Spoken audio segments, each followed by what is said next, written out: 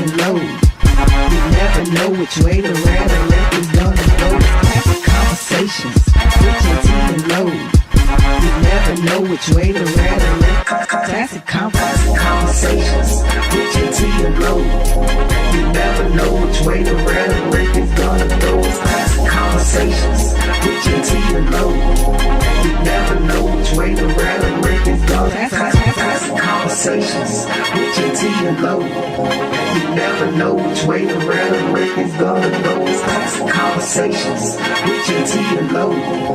You never know which way the rhetoric is gonna go.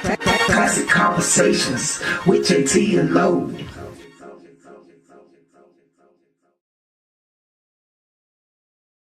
Classic Conversations with Jae Tea and Lo. You never know which way the rap. Classic Conversations with Jae Tea and Lo. You never know which way the rhetoric is gonna go. Classic Conversations with Jae Tea and Lo. Classic Conversations with Jae Tea and Lo. You never know which way the rhetoric is gonna go. Classic Conversations with Jae Tea and Lo. You never know which way the rhetoric. Classic Conversations with Jae Tea and Lo. You never know which way. Yo, what's happening, people? It is time for Classic Conversations with Jae Tea. Right now? Okay, it is 8:30-ish. We still right in there. We're going to get this thing going. Listen, people, we got some great stuff happening tonight. This is Mental Health Awareness Month, so we're going to talk about that a little bit right now. But while you're sitting there, what I need for you to do is go ahead. I'm trying to move it. What in the world is Okay. Keep going. Yeah, what I need for y'all to do while you're out there is go ahead, Angelo. Tell a friend, tag a friend. Tell a friend, tag a friend. Don't do it now, do it. Right now. Push the goddamn button. That's all you got to do, man. It's an arrow over there. It's usually facing, as you're looking at it, it's going to be facing to your right. Hit that and just start putting names in there. Just send it to everybody. Let them know what's happening over here in the ATL, Classic Conversation with Jae Tea Lo. We getting this thing going. We talking about dialogue for our community, making sure that, we can talk about things that's happening locally, plus all things that's happened nationally that's actually affecting our community. And guess what? We are reachable. You can call us. Yeah, 404-500-1605. Give us a telephone call. We are right here for you. You can send us messages during the week, and we can talk about whatever you want us to talk about. That's what I say about we are reachable. Try and reach out to them other folks that you following and looking at every day. Them folks ain't listening to you. Holla at us. Angelo. What up, though? How you doing, bro? Hey, man, still Gucci. Y'all heard the what up, though. Y'all know that means, just in case you forgot. Michigan are the national champions in basketball. I always make sure I just throw that on out there, you know what I mean? Just in case anybody be like, oh, man, what happened over the last few weeks? Yeah, Michigan won that championship. Other than that, man, everything's good, man. I have no complaints. Oh, man, I got a shout out to Asa, man. Asa just got, you know how they start applying for those outside scholarships beyond the school stuff, man. So he just got him a couple awards.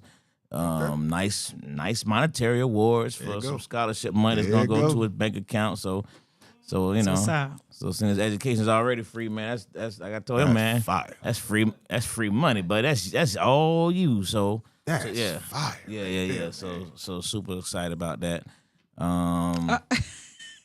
That is fire. Yeah, I know. I want that response from you, buddy. Cause you want to say we're gonna be at home. Yeah. I want that so. I want that response from you, buddy. But yeah, man. Other than that, man, everything's good. I got two graduations next month, and we had good shows this weekend, man. We had a really, really, really dope show last night. KOD, man, the 420 show. Yeah. Spencer Neal, man, but Spencer had Erica Duchess in there, Clayton English, man. Dang, I missed that show. Oh man, you missed that show. When I say Clayton Clayton supposed to do like 15 minutes, That's boy. the one I About wanted 35 to minutes see. later, Clayton still on. Clayton was just ripping. I mean, him and Erica, they tore it up, bro. So, Nice. but it was a gang of comedians there. Nice. there. So yeah, but Erica and Clayton really closed it out. It was cool because we were doing like the 420 show and the Hawks watch party at the same, the game yeah, on. Yeah, I know that was So fun. they were commentating, you know what I mean? Da, da, da, Oh, da. man. But when it came down that crunch time, the last 2 minutes, Eric was on stage. So when she came up, they were losing, and as she was going, you know what I mean, everybody started cheering. She's like, "Oh, what? We up, yeah." She said, "Yeah, we up because I'm on stage." She did a good little Then job. said, "Yeah, stay up there." So she stayed there the whole time until the game was over with, man. So it was dope, man. We had a really good time last night, man. We had a real good time, man. I don't smoke at all. Y'all know that. I smoke my cigar. I don't smoke that stuff, but it was luckily. That club is bigger. So it wasn't that because the haze was there. the danger of a contact wasn't as you could position yourself Yeah. a little bit better. I agree. understood. Because at Uptown over here on Yeah, that it midnight was a show, wrap. there was no running from that. joint. Yeah, you couldn't even see half And you the couldn't time. even see half the time. I stayed in the office because I was like, hey man, I walk out beginning the show, man, and be like, Yeah, man, I'm out of there. But yeah, man. So yeah, it was cool, man. It was real good. This past weekend we had some good shows, and we'll talk about the rest of it later on. All right, good stuff. Good That's stuff. what's up. And Frank. to Come my see right, me. we have the young lady, Miss Jae, in the building. How you doing? Hey. How's everything? I'm doing awesome. Everything is going well. Okay. Yeah, I'm mad I missed that show because Lo knows I hate being inside. I hate it at home. Ain't nobody there. You know what I'm saying? Yeah, I would have surely came to that. What's up, I was Frank? surprised. I was surprised I didn't see you. I ain't gonna lie. I thought you were gonna roll through. Y'all should have, man, somebody should have texted me because I would have came. Good Yeah, it was stuff. dope. I would have been there. Good stuff. Well, I want to give a shout out Erica to my Duchess is child, man. hilarious. My kid was in the city for a week. That's right. Cat is actually taller than I am right now, and he's huge, bro. I mean, dude he built. You know what I'm saying? I mean, built to where the front of your shirt raised. I was like, damn, bro, you They built. yeah, you really like that. Yeah, he really liked that, So had a good time with him though. He spent of course, he's gonna spend more time with his mom, but I had a good time with him. First time I seen the kid in over 3 years, so that was dope. Wow. He actually he left and went to Colorado to meet his girlfriend's family. Okay. And the dad had already told him that he had some tickets to the game, the Nuggets game. So, bro, he sent me a picture. Hey, man, Ant-Man was right there. For real? Yeah, he was right. Yeah, Oh wow. he was in there. Oh He wow. was in there. He was like, Dad, I'm just happy. I could dig know it. that's I could right. dig it. I I could know dig that's it. right. Yeah. He was. So I haven't talked to him yet, but I know he was probably, being that he is an ATL kid, he probably was, in the car riding home with a little joy in the inside. Couldn't say too much because I'm sure that the family wasn't happy because Right. Denver got beat, but then Ant-Man being on Minnesota, I'm sure he was a little happy about that, but he probably couldn't say too much. Again, first time meeting family, but proud of the kid, man, because it was great seeing him. He's looking at Stan. He's doing some coding stuff, so he's getting that schooling. So yeah, Good. yeah, Get all the yeah. schooling you can get, Yeah, boy. yeah. I told him, man, hey, man. And coming home helps too. He comes home and meet and see some of his partners. Mhm. He said he was walking through the mall, and he looked, and he saw somebody he went to school with. And they kind of done that. And he's sitting there thinking. He said, "Dad, I could have been him." He said, and he was at the kiosk. He was in the middle of the mall. He wasn't even in a store. I said, yeah, you sure could have. Either that or Kroger, because that's where he was. He was at Kroger, enjoying 420. Now he don't, so. How about that? How old is Beautiful he? thing. He is 20, what are we in, 2026? He is 25. He'll be 26 in August. He's a millennial baby. Okay, that's what's up. Yeah. Oh, he's right there where that prefrontal cortex is coming together. You don't know what I'm talking about. Y'all don't know what I'm talking about? Yeah. I Right heard before you, yeah, like you kind of foolish until that prefrontal cortex starts to come together. and fully develop? All I know is from 22 to now, he's been, pretty responsible. He's actually been buying me That's stuff what's and sending up. me money. So What? I hope He's sending you money. Oh yeah. That's what's Oh, yeah. up. I love that. Oh yeah. Oh That's yeah. what's up. Oh yeah. Will send me a pair of sneakers just off the rip. I love that. Yeah, he'll send me a pair. But we'll get talking about it. And next thing you know, pops up. So That's what's up. Yep. Pretty dope. I love when you start getting your rebates. Children rebate. Start getting, yeah. Too funny. My son, he came and cut the grass. Then he asked me, I wasn't even there, and he said, make a list of what all you need fixed in the house. I had mommy pride. I was like, okay. Yeah. Love that without asking. We live on Facebook, on my Facebook. Post it on there for me, please. Oh yeah, we got to talk I'm about that. I'm too. going on TikTok right now. I'll talk about that with y'all because I ain't see no changes, Dwayne, but we'll talk about that. So moving on, man. Will ain't did it yet. That's why. Okay, we're gonna talk on some small things. Frank said, "Tell him to send Uncle Frank some too." Nope, that mean that's part of mine. Sorry, Frank. I know that's right. That ain't right though. But yeah, we're gonna get to moving. Some small things that happened this week in the sports world. Former Georgia wide receiver Zachariah Branch was arrested over the weekend outside an Athens bar. He declared for the NFL draft, but he was actually in Athens because his brother still plays for Georgia. So he was in Athens for the spring game. So he was actually charged with obstruction of an officer and obstructing a public sidewalk. Both misdemeanors. This happened early Sunday morning. Supposedly, he was directly addressed by officers and warned to disperse. He refused to comply. He got arrested. His bond, people, was $39. Just got me to wondering, were they messing with him because of who he is? $39 bond? I mean, and Zachariah Branch is not a big guy. You think football, you think big guy. But he's a small guy. So it just had me, $39 bond. And, of course, now this is making news.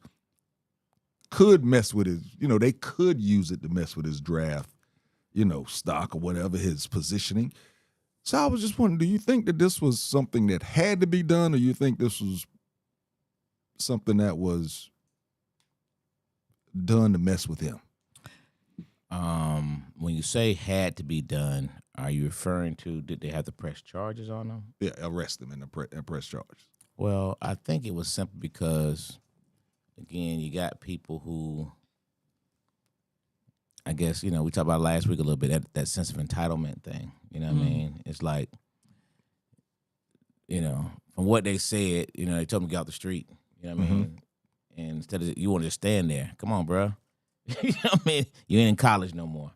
You know what I mean? It's the real world, And whether you like to do things or not, police officer, order, you got to just choose wisely. You know what I mean? You can, it was just, I think that the bond was simply because the charges were so minuscule. Mm-hmm. Right. The bond is based on what the actual offense was, and what you get them for? Jaywalking? You know what I mean? It's like, and probably some type of obstruction. So it was just, you got arrested. I used to call it, when I was out there in the law enforcement world,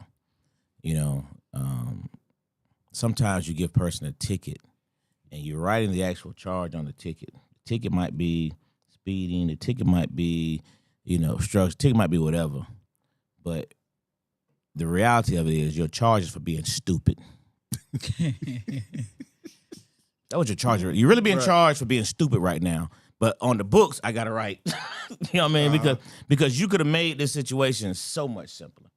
Yeah. You know what I mean? It's so many times, man, where, and I've told this story a long time ago, man. I was a police officer, and my first assignment, I was in Buckhead. So, and Buckhead, at that time was, a lot of people have infused into Buckhead. Yeah, that's when that's what we did. Yeah, that's what that we Buckhead did. wasn't infused. Right. That Buckhead was them. Oh, okay, gotcha. You know what I mean? You was there before. And so, you know, the challenge was I was dealing with a lot of Yeah. the other persuasion, and but I knew how our people get treated. So it was I felt my duty Even it. to even the score. Keep things a little bit balanced. Mm-hmm. You know what I mean? So Mm-hmm. so if I pull you over, Jae, you know, if I pull one of y'all over, as long as when I get to that car, you don't just say something, you know what I mean? Just be again, your charges for being stupid. You know what I mean? If I come in the car and you like, hey, officer, you know what I mean? You know, what I do, or, you know what I mean? I wasn't, whatever it was. And I'd be like, you know, hey, this is a scenario, but however, you know, just a warning, because everybody ain't going to be like me. How about I tell them? Okay. If I come to the door, man, what you put me up? Hold on. Hey, I'd be like, hold on right there. Let me see a license. I'll be right back. Just that simple. You know what I mean? It was just that simple. If you gave me all that off the rip, okay. Your ticket Right. is speeding. But the charge is really for being stupid. You know what I mean? That was really what you're getting charged with right now. That was real, bro. I mean, it's kind of sound like it's overpowered. You know what I'm saying? Like, No, because I had a reason to pull you over. I'm not saying you don't, but some people don't know what the reason is, right? So, but do you ask the question, or do you go right into 0 to 60? You know what I mean? If I come to your window and you gave me 60, I'm gonna give it right back. I'm gonna give it right back to you. I feel you. But if I come to your window and, you know, you don't have to agree or feel, but you don't have to have a attitude or go crazy with it. You know what I mean? If you give me all that off the rip, okay, I'm gonna give it right back to you. Except yours, you're gonna be signing for yours. I think back my day, we would take the driver's license. When you gotta take it back then, remember, they take the whole driver's license. Yeah. So when you got your driver's license, you had staples in that joker. Yep. Damn sure did. They stapled it to I'm the ticket. about to staple your driver's license. They Wow. staple that thing. Yes, sir. I think that I think he probably sounds like to me he got off easy. As in the football player that got arrested. Yes, the football player. It sounds like if you said it was $39 for him to get out, correct? Because to my understanding, I used to be in a situation with someone that was always committing crimes. Yes, me. And to my understanding, he said like when they arrest you, they just grab at everything they can grab at to put it on there, to put on the ticket. I've seen that. I've seen overcharging so that once they go to negotiate, they can drop the charges that was overcharged. I've seen that before. Right. So it sounds like to me he didn't get It is. a bunch of extra. What's that? I thought about the topics tonight, so I called our good friend Dr. Cindy to discuss mental health. So she's on the line now. So if you want to skip to one of them other Good topics, deal. Yes. and let her respond. Yes. she ain't got long. Yes, Dr. Cindy.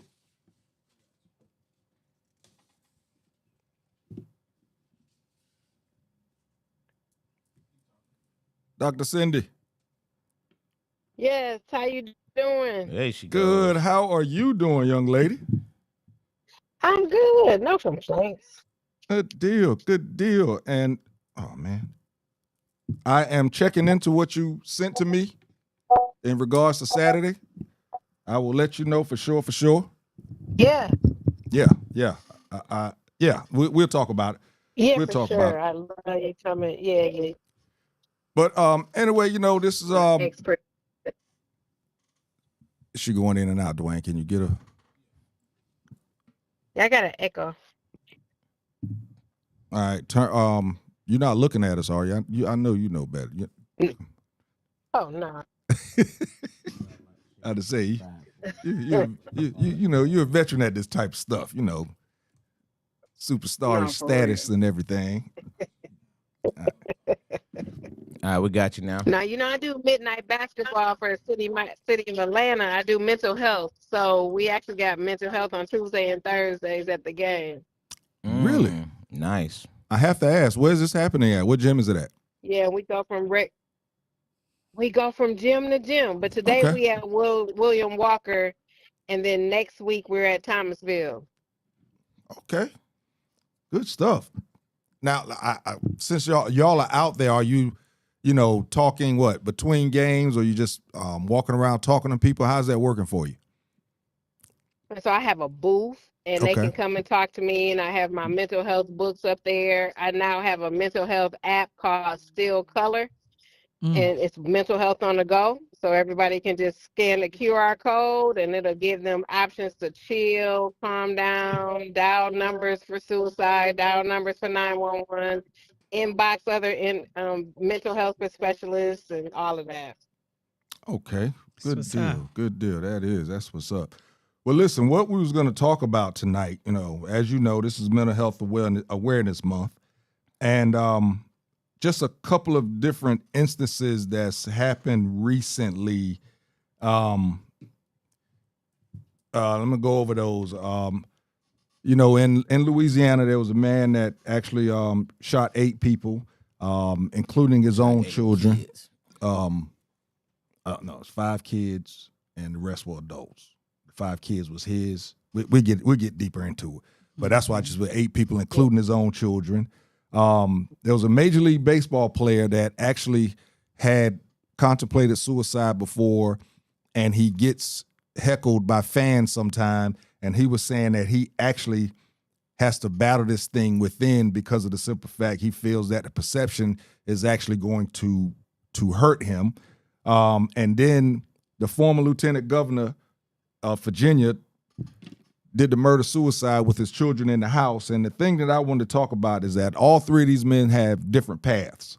Some people will probably say the baseball player of all people shouldn't be having mental health issues because he's, a multimillionaire and all that type of stuff. You have a politician, and then you just have a regular guy that's actually working every day, and, things happen. And I wanted to see what you thought about with this reality being the way it is, what we're living in right now in today's America. Do you feel that is weighing on some people, weighing on their mental health in a different way than it has in the past? Well, personally, I think that we're talking 3 people who were ending relationships, Yeah, and abandonment and child traumas is Yeah. so real that's what I was going to in adults in this day. say. Mm-hmm. So when people feel like you're going to leave them Mm-hmm. and their world is going to end and change, and they're already into it being a catastrophe versus a change in their life, people can't accept that when they had to deal with abandonment from where they came from in previous relationships. And so the moment you threaten people who has a weak mind based on ending relationships, they go from 0 to 1,000 because their mindset is not that you're leaving them. It's what am I going to do when you leave, and how dare you try to leave, and if you gonna leave, this what's going to happen. So DNA is so not far away from what people go through. And when people have these excerpts of just losing it, I mean, were you killing people? So apparently it was 7 of his own children, 1 of his other cousin's kids or something. And then the ladies, he did try to kill them too. They just still in critical right. condition.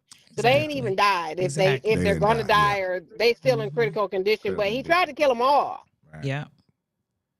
And so the snap out is when they snapped, it was too late. And I've been teaching this for the last 5 months, just teaching people like this. Listen, what you try to avoid that has destroyed you because of your thoughts don't mean they're going nowhere with violence. It's still going to be there. It's never been addressed. So all of these people who don't address exactly what has been going on, because again, these mothers know their children. And everybody, no race, no age, no gender, none of that differentiates when the trauma has never been addressed. It does nothing but boil over like a pot of macaroni noodles. It's going to cause a problem. Mm. It's going to Yep. cause a problem. And it's very unfortunate because we talk about the ball player. Somebody else said that, why would he do that? He got that money. Man, mental health don't count dollars. They don't care nothing about none of that. Mm.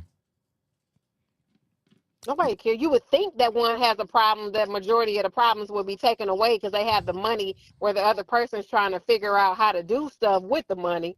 But a person who has the money, but they never dealt with their traumas, they just got money with trauma. And then unresolved grief. Because the grief has never been dealt with, the money ain't gonna take the problem away. Right.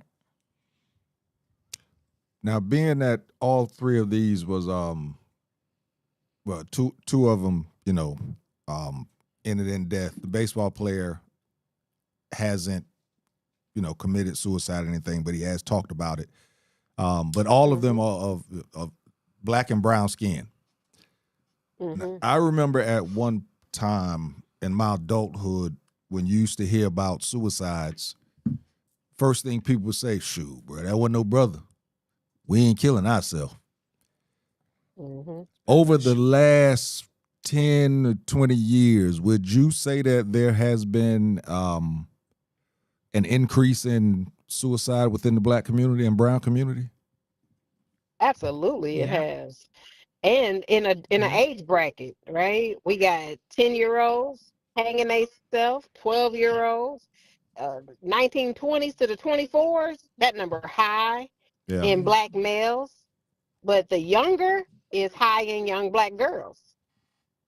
And so it's just an influx of trying to handle the things that no one has an understanding of what it looks like. And again, I think we've been doing research to show that when people have sex and create the kids, they're transferring the DNA, which includes the trauma, includes the drug use, includes cussing, includes just whatever no one's ever dealt with, because again, DNA is not that far away. Yeah. But without dealing with the trauma, it just transfers to spirit, which one would call then generational barriers. And somebody has to step off the hamster wheel and say, yeah, we can't. This is crazy. Uncle Robbie, my mama, my daddy, all them got these issues. So on Sundays, they supposed to drink, eat, and fight. And that's normal in our world. When you look at it like, well, what did we ever was fighting for? Did anybody ever realize why every time we get to grandma's house, there's always a fight? Well, nobody ever stopped the sibling rivalry. Nobody ever stopped the jealousy and the hate that was in the house, that came outside, that people took out on strangers they didn't know. So it's getting higher because it's never been dealt with. So you see these 18-year-olds tapping out on problems and they ain't even really paying no bills yet. They ain't even really got the structure of what it takes to make the house go around every 3 weeks. Like, it ain't even hit them. So it's emotional, the lack of emotional intelligence to be able to know how to store that stuff in your body long enough before it causes the plague of emotion that takes you into trauma. If no one ever teaches you, and you in a household and all 5 of y'all doing the same thing, it's pretty much going to end with a disaster to change the bloodline. Because again, the dead is for the living. So when somebody comes in and takes out a bloodline in somebody's family, that's for everybody that's attached to the family. It ain't just one person. Wow. Jenna. So I got a Somebody question. gotta learn the lesson. One of our listeners wrote a question here. He says, "Is it fear of abandonment or fear of child support alimony?" He says it seems that has a big part in all the situations, like the baseball player. I think child support and alimony is you just picked the wrong chick. She pawned your child like the chess game. Because when chicks start attaching the money to their children, you lost already. And that's a conversation you need to have with a person that people don't have before they have sex, period. Like, casual sex ain't just, nobody's planning children. But if that's the way I can get you to think you can do something for me or keep you around me, is to take you to the system. And y'all know, y'all heard me say this, I'm not a fan of it, right? But at the end of the day, if that's all the leverage one has when they think the abandonment gonna hit on them, they gonna use the kid every time. And that's something that men have to start having conversations with people about. One is just wrap up. I hear the condom bust and all of that. That might be something different, but you ain't in that much of a hurry that you can't wrap up, because these one night stand situations and these people you just met 2 weeks ago kind of situations, and they're not really love yet. It's just lust. And so, from another perspective, in a biblical and Christian perspective, I just think it's part of what it's going to be, because we ain't supposed to be doing it no way. Somebody got to grow up with it. Somebody got to grow up in with it. some of those situations, they were married, though. And they could be. We never said it. And here's the thing. It's funny that you said it, and I'm glad that you brought that up. All marriages have never been equally yoked, and God ain't ordained them all. He ain't ordained the majority of them. But that doesn't negate that those that people have in their relationships and the marriages that they have. That's why it be so many problems, because people have gotten married for reasons other than what it should be: life and death, sickness and health. All of these vows that they take, and the moment the dress come off and all the food gone and the liquor gone and the dancing gone, they back to doing what they supposed to do like single people. The divorce rate so high right now, everybody tapping out. Everybody cheating, everybody's moving around. And so when you start getting into it, it's like, what did you marry for? Because it couldn't be till death do you part. And it can't be for love, because people start forgetting they love each other. And that's what you can't do. When you leave the house, your goal y'all got to get back home. So my decisions is based on that. I ain't speeding up and down the highway, gonna wrap myself around a tree. I ain't picking up nothing to hurt myself and go to jail. I ain't shooting no gun. I gotta get back home, because that's who needs me. Right. But oftentimes you got people in broken homes, so loving the houses, they just happen to be in them. So it's a huge influx of things. And I think lately what we're seeing right now is the tap out from 6 years ago, when COVID put a lot of people in the house and they began to deal with it, and they forgot to really handle it, because they was like, okay, I had to deal with it while I was in the house. I came outside and I'm back to normal a little bit, and I didn't really deal with it. Okay, I gotta move that out of my thought. I can't think about that. No, that's gonna make me cry. I don't want to cry. They told me don't cry. I can't deal with that. And then give me some weed. Let me roll up. Okay, give me a drink. Let me get drunk. Okay, the thought went away. Then you get sober and it's back again. And then, somebody in your face, like we were just talking about how aggressive the women are lately. They all in the man face, pointing at them, pushing them, and antagonizing them and tainting with his ego and pride. And some men have sucker attacks, and this is what they do. They gonna punch you back because they don't know how to tongue wrestle with you. And you being aggressive, it's like you making him want to fight you. And so then a boiling pot boils. That's one thing it's gonna do. Yeah, and the two murder suicides, which they don't know if Buddy from Louisiana actually killed himself yet. They don't know if that was from police or if he actually killed himself. He exchanged gunfire. Yeah, they just don't know which one it was yet.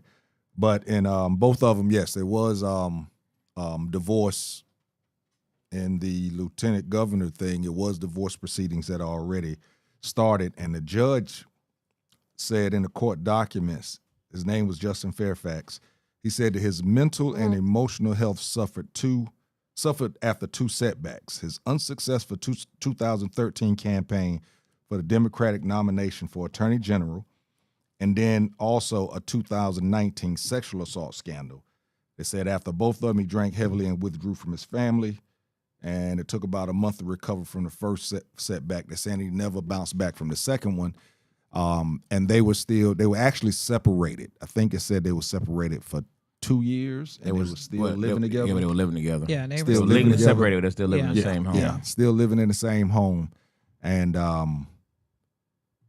but what does it say though? That's losing power.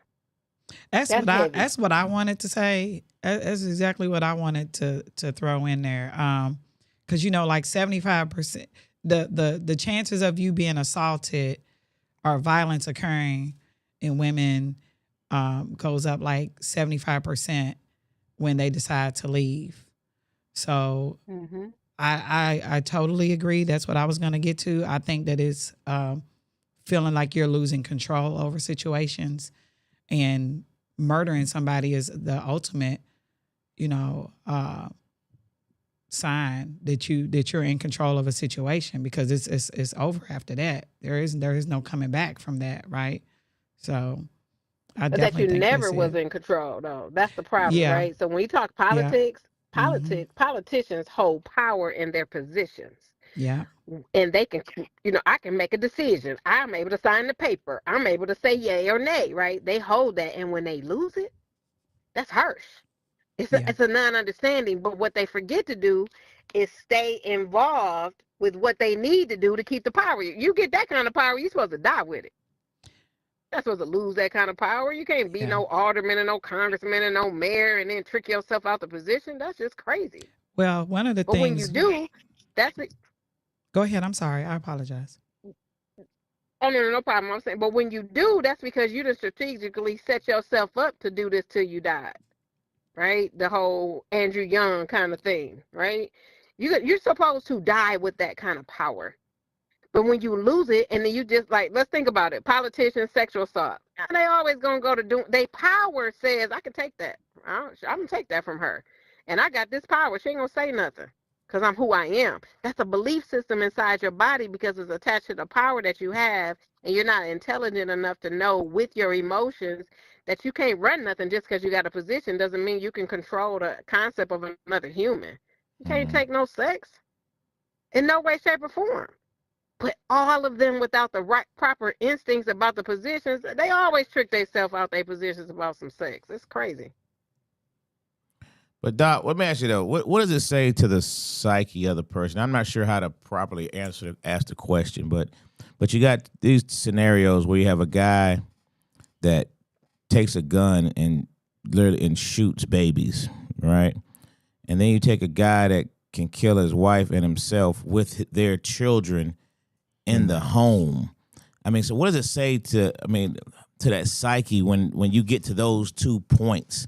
You know what I mean? Is that something that can even be identified that Yeah, so it can be identified. It's just undiagnosed schizophrenia that people don't look at it like that's what it is. There's warning signs before destruction and everything. They didn't just shoot. Ain't nobody just, they gave warning. They always do. I'm going to do this. People just call their bluff. If I don't know if you guys remember the time the young man was on live with the girl a couple years ago, and she held a secret, and she got mad, and she went on live, and she was like, "Yeah, that's why he did this," and then nobody even know, but it was him that did it. He killed her and killed her and himself on the live. One, I thought I could trust you. I told you a secret, and you might have been the last person I thought I could trust. And one thing about it is there's this inkling that men, especially young men, think they can do whatever they want to a woman. And the moment she do it to them, they have a full-blown sucker attack and can't take it. Facts. And they gonna snap. Facts. They can come in late, they ain't gotta answer the phone, they can cheat, get caught, come back, all of that. But the one time the woman does something that they did 12 times, it's misunderstood, and they ain't got no understanding.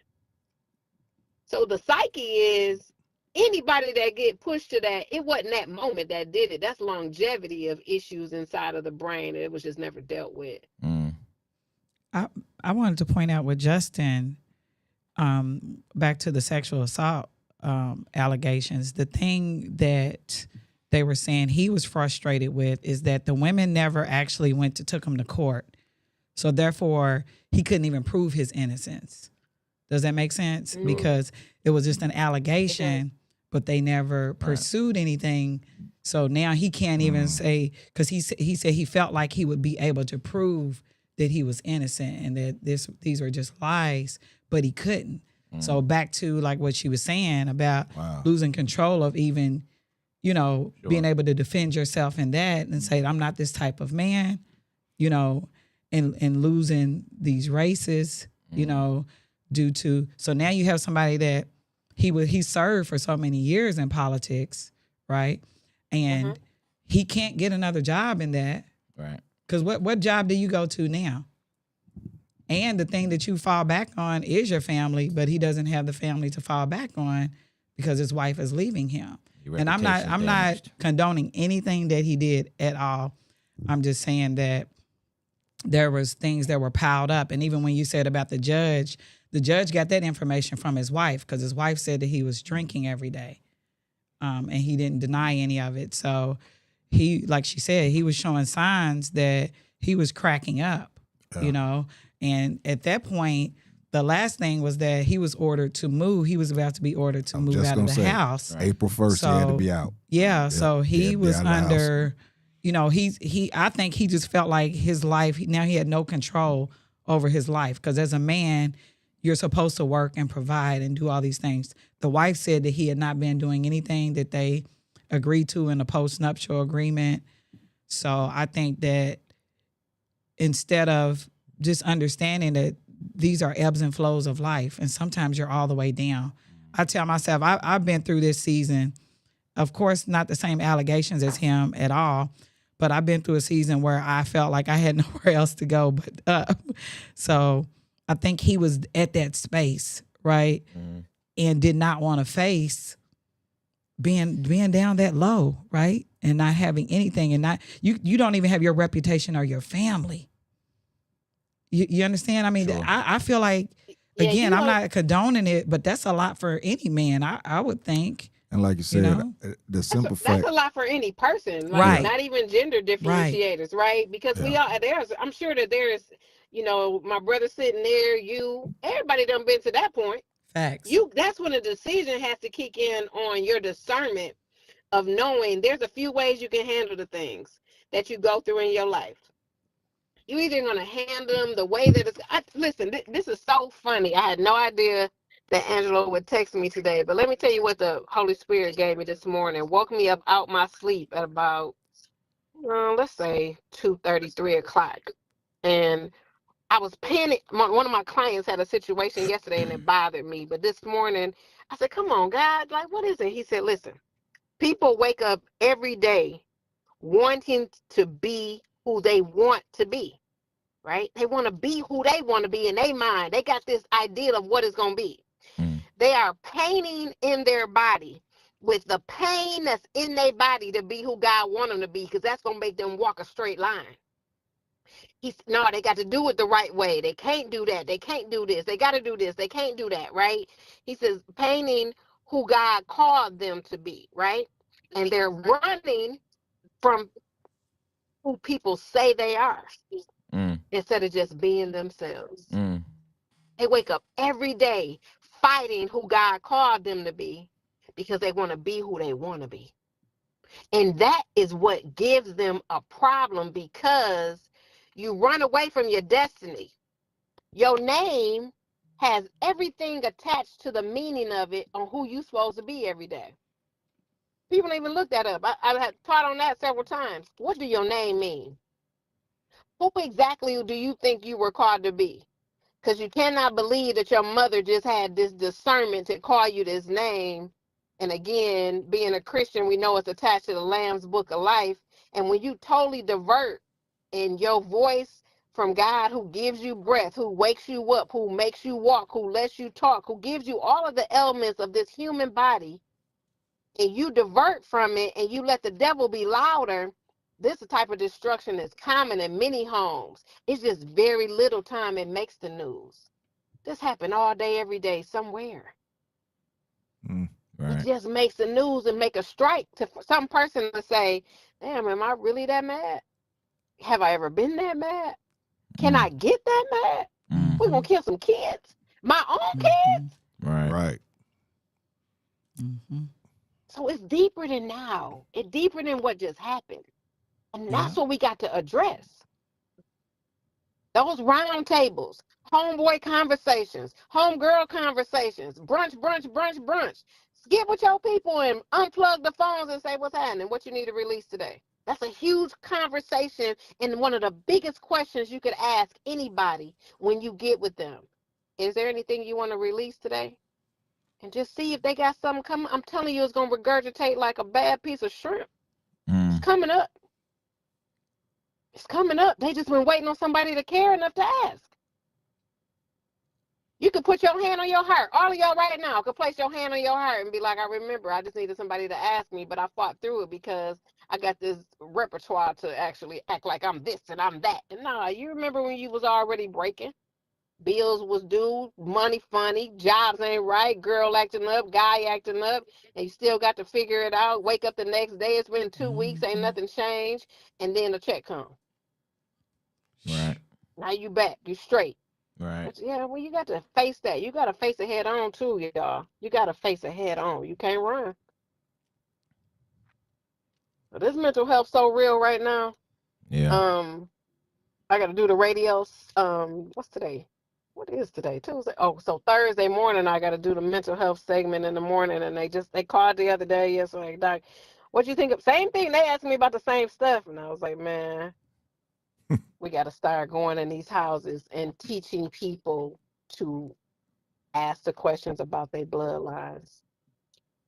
You know, people don't even know how old their parents are. Wow. They gotta ask. You gotta ask. How does your mom? She, I don't know. She, I don't know. Old. I have to see. Mama, how old is you? Right? It's a question because people don't ask enough questions to the family members to know what they need to break. Right? Right. My sister just found out she had cancer. So I go, all right, what the symptoms feel like? What it's like? What was going on? How did you recognize? What did you I'm asking all the questions because I'm healthy. I don't have none of those issues, but I still want to know, like, what happened? Because it's blood and it could be blood. And we know it's a parasite of some degree, but what happened? What did you do? How do we determine what we can break in our bloodlines if we don't have the conversations? Facts. And that's the mental. The mental is one of the biggest things. Because I'm telling you, we carrying grandmamas and grandfathers and parents stuff. Yeah, I think it's big to create that, like you said, asking a question to create that space for people to speak. You know Dominique, right? Dominique Mitchell. Yeah, Yeah, I've been doing his event. Iron sharpens iron. Yeah. It is amazing to see people, it's men. And of course, you know, when people walk in a room, you look at them, and whether we want to think it or not, we always look at people and say, hey, look like he got it together. Look like he all right. And then to see these people walk up and start talking about the stuff that's going on in their life. And it is amazing what space What's going on? that space to feel and you know and heal. It's amazing what that space can do for someone.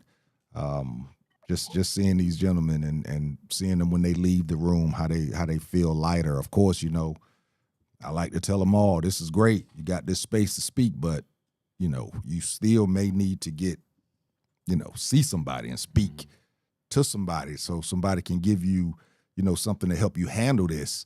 Releasing it is one thing, but you still need to be able to know how to handle this because, like you said, you never know, even though you released it, if something else comes up, everything that you release can all of a sudden be right back there again. And something else comes up, just sits on top of what you already had if you don't figure out how to deal with it. Yeah. You know, Dr. Cindy, man. Yeah. Girl, we miss you. I was sitting there thinking about that. Appreciate you taking the time to call in. That was dope. Always that good energy. Yeah, just realize that, girl. You guys, I'm so grateful. Thank you so much for always reaching out. It's my pleasure. But give me a second. I'm gonna handle something at at the rec center. I love y'all. Do and your we'll thing. talk soon, okay? Do your thing. Appreciate you. I'll give you a call tomorrow. All right. Absolutely. All right. Okay. Dr. Cindy, man, always got some good stuff for us. As we were sitting here, I looked at my notes here. The baseball player, his name is Jaron Duran, and some fans was hollering at him. He's out in the outfield, so the fans are hollering at him, right? And he gave an obscene gesture back. So of course, when that happened, once he go to meet the media afterwards, they ask about it. This is what he said. He said, honestly, it's my fault for talking about my mental health because I kind of brought in the haters. So I've just got to get used to it. I was just trying to not hold it in. So now, because of that, he's not going to talk about it. Right. So because of, he's calling them the haters, but because of some insensitive people, and I'm sure that these, usually when they call them hecklers in sports, usually when they're heckling somebody, if they get that deep, about kill yourself and stuff like that, they already know that he's spoken about stuff like this. Hecklers they study people. Absolutely. You know what I'm saying? So, absolutely. But now what that's done to him, and I'm saying him because, his was the story, it's going to make him shut down. And you can just think about how much that happens just every day, just every day. If somebody speaks something about it and then somebody said, comes back at them in a way to make them feel bad about it or for it to become a trigger. So now they shut down. Yeah. And then, not saying that this is exactly what happened, but then something like what we're talking about happens. Yeah. Because they shut down now, a couple of things go bad in life. And, cat just say, I'm done with it. With my man in the, what was it, Shreveport? Yeah. I think it was Shreveport. Yeah. Looking at some of the comments from some of the neighbors, man, they were like, yeah, the kids was in the yard the day before playing, Yeah, just took the kids to church for Easter Sunday. Yeah. Yeah. Yeah. His wife was leaving him before for cheating. And that's why I think that a lot of it, I do think some of it is mental health. Don't get me wrong. I absolutely do. But I think a large part of it, just because I've worked in shelters off and on for years, for over 15 years. And I know that a lot of it is the mindset, because these people are already controlling before they do these acts. Some of them, right? And so that's just the ultimate power move, for them to feel like that they've won in that situation over the woman. Because if you're cheating, what difference does it make if a person wants to leave? If a person decides to leave you. And even in the other case, you have a life after, there is life after that, right? But to take someone's life, or you could just take your own life, but the fact that they want to take other people's lives, that's why I say it's an act of power, because those kids had nothing to do with it. Those kids had nothing to do with your marriage, with how you felt about she's leaving you, right? That guy went to his girlfriend's house as well. Correct. Yeah. You see what I'm saying? So he was just evil and wanted to hurt a bunch of people, which they said he had some mental issues as well, but it's still just them asserting themselves with violence. That's what I think. And I think that a lot of men are taught to hold it in, not to be a wimp, not to show emotions. And I read an article, they just did some research showing that men are just as emotional as women. I wanted to put that out there because men tell me all the time, oh, women are too emotional. And I used to say men are more emotional than women, but they just did a research. They said that men are equally as emotional, but men are not allowed to express that. Yeah, I was going right? to say. They're not both allowed. Are emotional, just one show it more. Right, exactly. And when exactly. men show it, it comes out the wrong way usually. That is what I always say. I agree with you, JT. I say that all the time. I say that where women will talk about it and go through the motions of talking about why they feel this way, maybe yelling, maybe doing whatever, men are not taught that that's okay. Maybe crying, right? I was with somebody I never seen cry for 15 years. Never, maybe once in 15 years. So that's a lot. That's a lot when you think of we had deaths and we had loss, and I never saw that person do that. So I think that they are taught that showing your emotion makes you weak, when actually showing your emotion shows how strong you are, because it shows that you are not confined to what society has to say about you, right? And seeking help and talking about what's going on is going to save you and save your family. Even if you're not with that woman, you I know that's not a laughing joke, but you live to fight another day. You know what I'm saying? You live to now you can change your life and do something different. This is not the end. And I kind of think that in some of those circumstances, y'all are giving the other person your power. You see what I'm saying? When you act on an emotion where you got to be violent now, you've given away your power. Mm-hmm. There's power in self-control.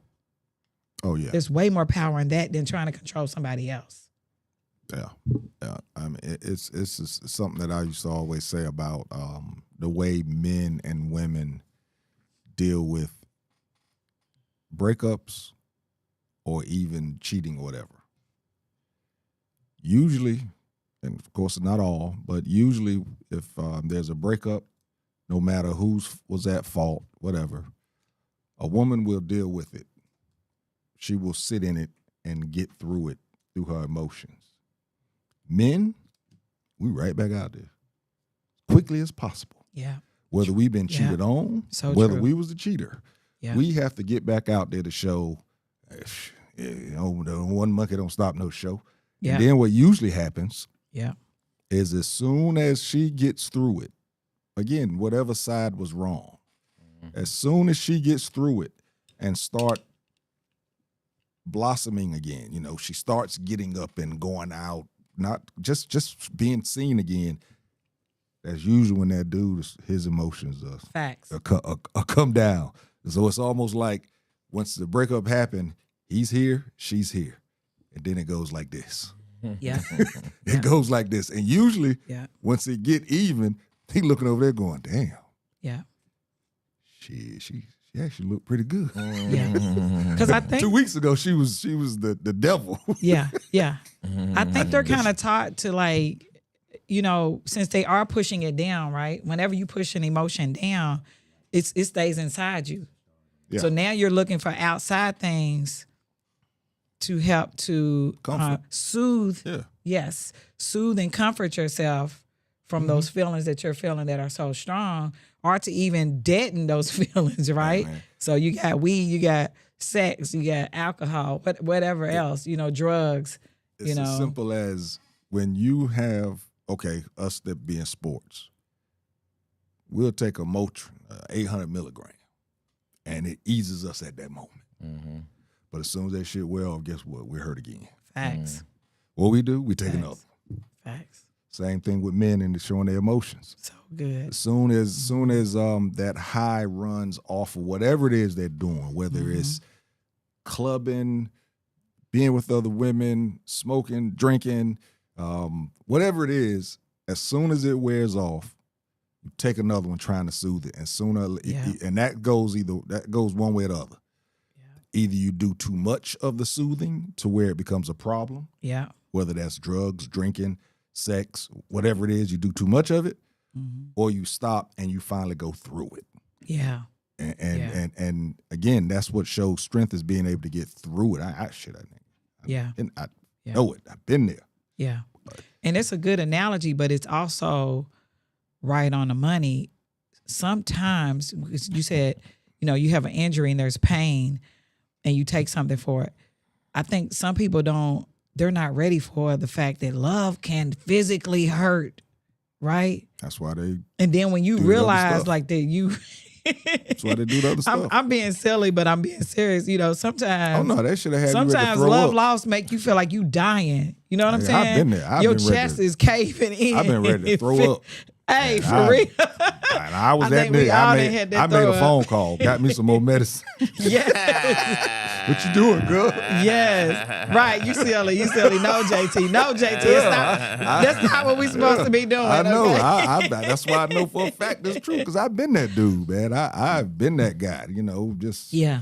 hurt But nobody, me, but men out. don't really talk about this with other men, right?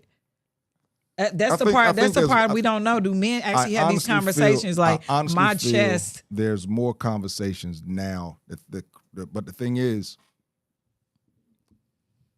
I don't think we're the ones that's having the conversations with each other. I don't think they're having the conversations with younger people.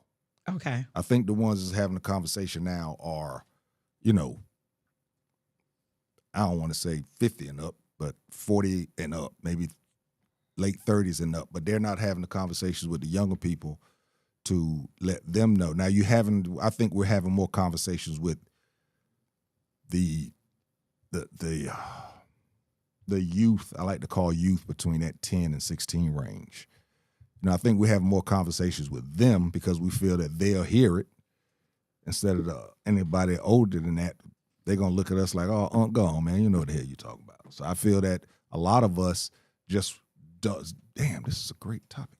I feel like a lot of us Yeah. won't have that conversation with those people because we don't want our words or our experiences to come on deaf ears. Mm-hmm. Damn, that's a good one. That's Ty Vic said, you just said what I was just set up to say. You 100% right. You said men have those conversations, but only in a safe place. Okay. They're more, you know, yeah. if you Yeah. get a few guys, you know, we've seen it, you know, at the cigar bar. If you have a small group of guys and everybody's meeting up, you will start hearing conversations about Yep. what's going on in people's lives. Or, you know, the setup has to be different. Yeah. You know what I mean? Guys don't typically say, you know, like girls have just a girls' night out. They can have a girls whatever. You know what I Yeah. mean? Guys don't really operate in that same. Right. Because usually when we have a Right. night out, it's for something else. Correct. That's Sports. what I'm saying. Right. It's sports. Right. Or We, Right. our, Yeah. Y'all Have get y'all together ever and had y'all a just man get call together. you crying? I guess that's the Oh, thing. yeah. I'm I've wondering. talked two people down from suicide. Yep, I've walked in So on somebody. they call when it gets there. They're not calling when the breakup happens or when the job loss to be like, man, But you know, this is hurting. Sometimes I think it's a matter of sometimes they do, but you may not really sense it or know that's what's going on. Yes. You know what I mean? Sometimes it's just being just general conversation, you know, but rarely do guys just call and say, hey, man, you good? Everything all right? Yeah. You know what I mean? Or Yeah. somebody's calling you. They might be calling you and talking about something else, and then they may bring up something, you know, and then we are typically like, don't want to be too nosy. Yeah. So you don't want to just kind of Yeah. pull it, you know what I mean? But you should, though. I'm Yeah. just telling you how guys operate. You know what I mean? They Facts. don't normally, we're normally not Facts. going to try to Facts. feel like we're being too nosy, too intrusive. You know what I mean? Facts. Because that's still a man. Facts. I was dating somebody and have a nigga call, man, you being bitchified. that's what I was gonna say. And his cousin, we were moving some furniture. His cousin was in the car. His cousin starts telling me that he broke up with his girl, and the reason why they broke up was because of she cheated on him. And I asked for more. I was like, how did you find out? You know, blah blah blah. And the person I was dating was he immediately tried to shut the conversation down. He was like, we don't talk about that. And I was kind of shocked. And I said, clearly, I told him later, I said, clearly he wants to talk about it because he brought it up, you know? And if he's bringing it up, I was like, if he's bringing it up, then that means maybe he needs to get something off his chest, Right. you know? Sure. And there's nothing wrong with that, right? Just men being able to have these conversations. How old were they? At the time, 30s, See? and they were cousins. And he said, the person told me, he's like, we don't have those type of conversations. I was like, what? Y'all don't talk about y'all girlfriends? Yeah, those conversations don't come. No man wants to really, especially if he caught her cheating.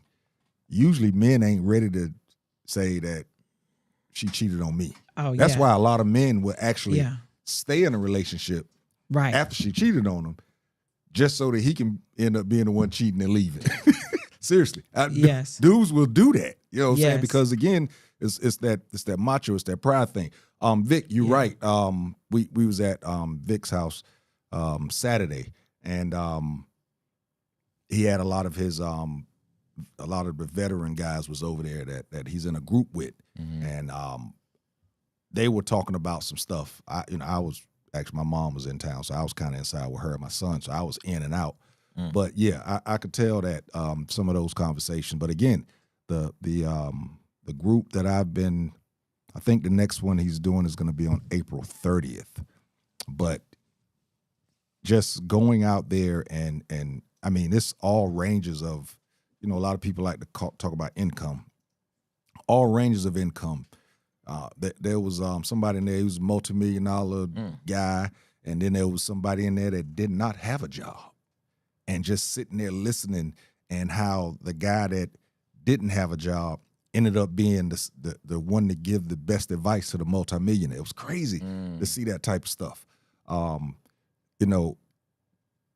Yeah, and I just feel that we're having these conversations as, older gentlemen, and we're not having the conversations with that demographic of that 18 to 30. I don't think we're having those conversations. Not knowing how to reach them, no. Exactly. And that's why that's why I feel we don't, especially if you're speaking to them and it's more than one of them. Because now both of them are fighting each other. One of them actually might want to have the conversation, but he's looking at the corner of his eye, seeing how his boy is reacting. And if his boy ain't reacting the right way, and even what you said, like in a cigar lounge, if it's a small group of guys, let's say it's a slow night, 6 guys, and all of a sudden they start talking. If 6 more walk in there, that conversation might shut down. It might shut down. Better if 6 more you don't know. It's going to shut right down. Yeah. And then people don't even realize it, that usually the best time to find the space is with people that you don't know. No judgment. Right. No judgment, not worried about them going to tell somebody else you really might not, And my man actually, he has everybody sign an NDA at these, it's called That's Iron dope. Sharpens Iron. He makes everybody sign an NDA. Basically, I can't stop you from talking about the conversation, but you're not to use anybody's name That's dope. in this That's type dope. of thing, because you never know. You may know somebody that this guy knows, even though you don't know this guy. So now you start telling his business, you know what I'm saying? Yeah. The stories and the situations, you never know who they may help. Sure. But it doesn't help to be splashing somebody's name out there unless Yeah. somebody wants their name put Yeah. out there. They'll put it out there. So that's why I love with Dom. You know Dominique too, bro. He played flag football way back in the day. Okay. Yeah, played flag football way back in the day. So Frank said he had a soldier crying in his arms when he was his commander in Afghanistan. He got a Dear John letter on Christmas. I kept him with me the entire day to make sure he was good. Yeah. Yeah, that used to be a lot. Wow. That was a man. that was a known thing. hey man, I'm talking For Stewart, it was a well known thing. It was many a suicide occurred because of that kind of stuff. I'm talking about a Dear John letter when you're not even at war. Right. And I've seen guys leave, just go AWOL. Just to go get their girl, they wife. Just leave. Yeah. Don't get the girl, come back. Now you got to deal with all this other stuff. Because now you still didn't get her. Yeah. You come back, you got to deal with all of this stuff. I've seen it. I've seen guys crash out in basic. I remember this. Dude crashed out in basic training. I don't know what ended up happening to him because they removed him, but he crashed out.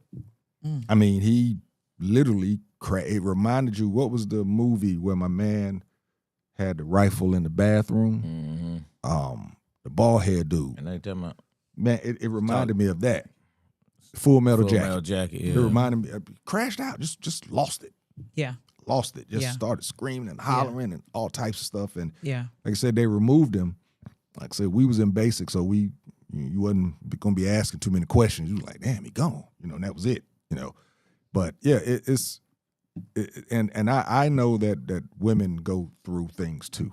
Yeah. But I it's hard to relate. But Yeah. We definitely do, but a lot of times we're just able to have those conversations. Like one of the things I will say is, again, with the same person that didn't want to talk about, the stuff with his friend, years later, he had two friends that were going through divorce and they were losing weight.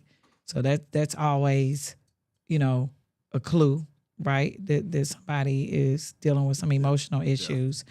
And the appetite. and he laughed changes, at him. all He that said, type of he stuff. was like, they weak. I was like, that's their wife. They were both losing their wives.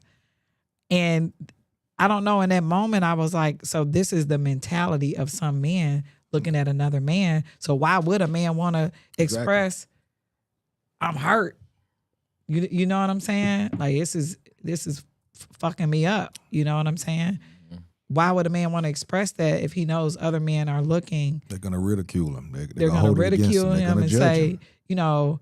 But every man, I'm not even going to say every man, every person can go through heartbreak. I don't care who you are, right? You may experience some pain of heartbreak if you live long enough. Oh yeah, you will. There you go. Some kind.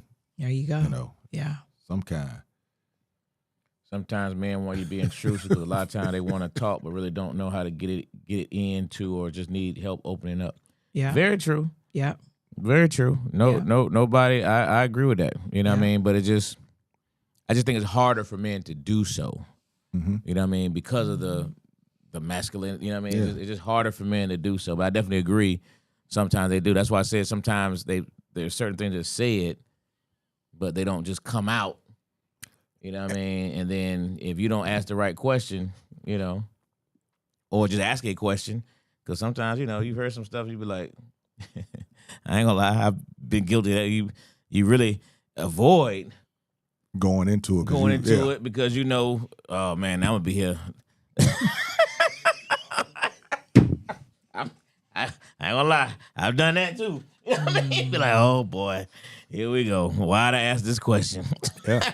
Now I'm stuck for another hour. But sometimes that's needed. I know. Yeah, I said that's why I use the word. I'm guilty of it because I know I've done that. Or you Yes. get that call, you look at it, Yes.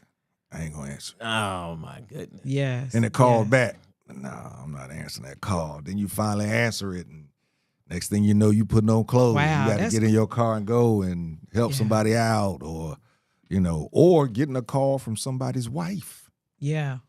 Exactly. Again, Yeah.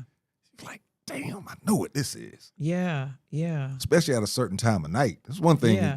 calling you 4 or 5 o'clock. Maybe So- she's trying to plan a surprise party, but if she calling you 11:30 at night, something's happened. You know what I'm saying? And- So maybe that's the thing. Maybe that's the thing that men need to focus on is being available. Being available for, and again, for those I conversations. I think that we are doing it more now, yeah. but we're Mm-hmm. doing it because, I hate to say it, but we're not as busy. Even though we're busy, Yeah. but when you were younger, Yeah. you were probably busy with a whole bunch of things that really didn't matter. You know what I'm saying? Yeah. I think now we're more busy with really improving our life as we're, been living a little longer or whatever. I hate using the old word. Or just more so true. conscious of it. So I true. think we're just more conscious of it. Yeah. These were not conversations at Yeah. all. that were had. Yeah. I can't tell you that I've ever, 20, 30 years ago, I've ever heard men going around talking about Mental anything. health. You know what I mean? Yeah. Anything. I can't tell Yeah. you a conversation. Yeah, because I mean? we're This kind of is not taught that something- at a young age. Like, especially the old heads would be like, "You weak," Toughen up. and what you need to go to see a psychiatrist for, right? toughen up. That was one of the biggest Absolutely. things, right? I didn't know what the Absolutely. hell a psychiatrist or a psychologist. I didn't You know thought it what was for them. You thought for crazy folks. That's it. Right. You know what I mean? Right. And Going they to would the tell crazy. you. You going to the crazy house. Yeah.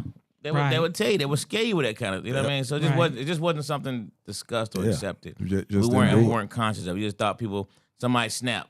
You know what I mean? Or they just snap. They just you didn't know what Yeah, nigga, he'll be all right. Yeah. And I think that's part of it too. What you said earlier about men being busy, right? Men place, and I understand. I'm not saying this is right or wrong, but they place high value on making money, having a career, right?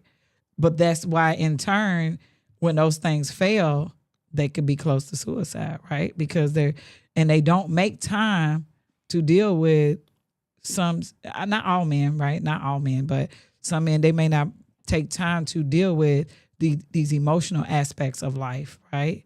And how do I feel about what just happened? Because they're pressing forward. Oh, I got to go to work. I can't be in my feelings. I got to provide. I can't be in my feelings. I can't be weak. So let me shove this over here, right?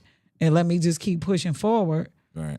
But that's not how that works, because anything you push down is eventually going to come out. Compartmentalizing can be a talent, but it can also be a detriment. Because like you said, all right, it's time for me to do this, so let me get that out the way. Yes. And go do what I got to do. Yeah. Joe Torre was talking about it up here. Gotcha. Guy Torre. He was talking about it up. Boy, I hope he don't see this. He gonna kill me. But yeah, Guy was talking about it up here. How you know, especially with comedians, sitting there and talking to him, and he was telling us some of the stuff and how he would have to just, say, all right, it's time to do this. What did he say? It's in his contract to have drinks. Go have his 3 shots, 2 cigars, and go do it. Mm-hmm. But then after it's over with, you come right back to it. But we are great at compartmentalizing. And again, like I said, it's a blessing and a curse, because you have to be able to compartmentalize to be able to get through this world today. But you can do it so much to where you start putting things away that you need to stay in the forefront. You put it away. And even if you put it away, sometimes we won't go back and get it because we know how we felt when it was in the forefront. So you know what? I feel good right now, so I'm going to let that stay over there. I ain't fucking with that right now. I'm going to let it stay over there. But then it could be just walking through the store and somebody step on your shoe, and that stuff you put to the side comes right back to the top. Just snap. And there you go. What the hell wrong with this dude? That type of deal. So, it's, and like Lo said, this just was not a conversation. This is why things have changed in regards to, sports and military. They can't even do certain things they used to do back in the day in basic training. Correct. Can't do that type of stuff no more. Correct. Because that's trauma put on soldiers. Practicing as a coach, there's certain things you can't say or do to players anymore. That's correct. Because again, that can end up being a trauma, or a trigger. You just never know. Yeah. But it's still something that I think that we're going to have to, like I said, be aware of. Mm-hmm. Luminous Energy says because of social views, we've been taught that men don't cry, like they have to have it all together all the time. And then when they finally break, it's just pure negative judgment from our people versus safe space. Facts. Yeah. Then Will says because men may have discussions with each other and could make matters worse. Bad advice.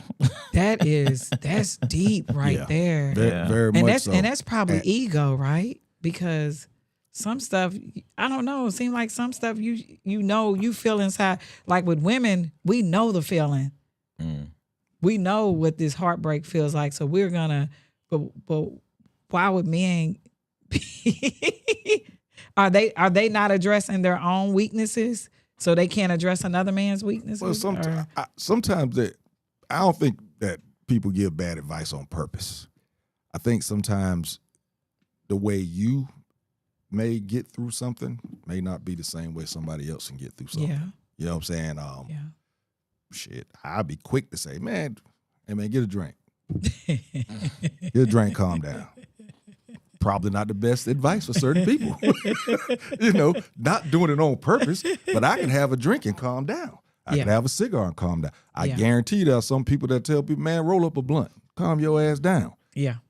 Not realizing that, yes, alcohol is a depressant, but I've seen people be on depressants and go to hell off. You know what I'm saying? You have to watch. Yeah. You have to. I try not to give too much advice. I try and listen and hope that they don't if they do ask me for advice, I try and say, well, man, all I can do is tell you what works for me. Not saying it's going to work for you. You need to find what works for you. Find your vice. You know, you have to find, I like to tell people all the time, you have to find space for yourself. I don't care what you're in. Shoot, Angelo, shoot, bro, at one moment, this dude was always working. Always. Mm-hmm. Hell, we all the way in Florida, he working. Yeah. Phone rocking. You got to find your space. Mm-hmm. I recognize a lot of his space is coaching. That I think Angelo, in doing what he does in the coaching realm, is helped him just deal with the busyness of the rest of his world.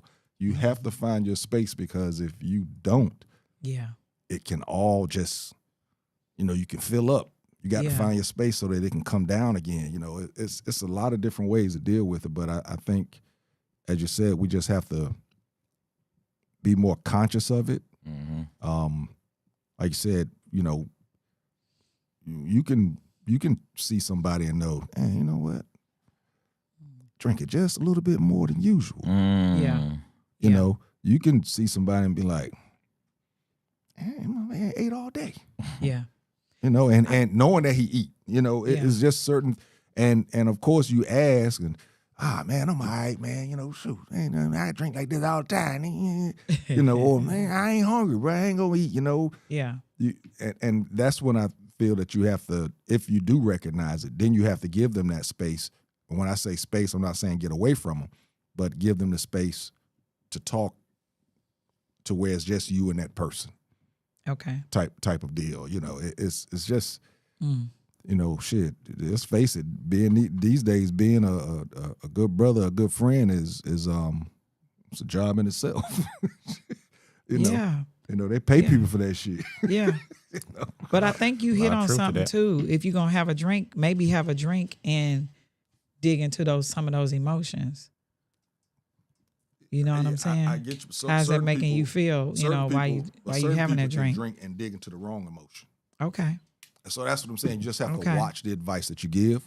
Yeah. You could, yeah. Will said that was his point. You confirmed his point, JT. Yeah.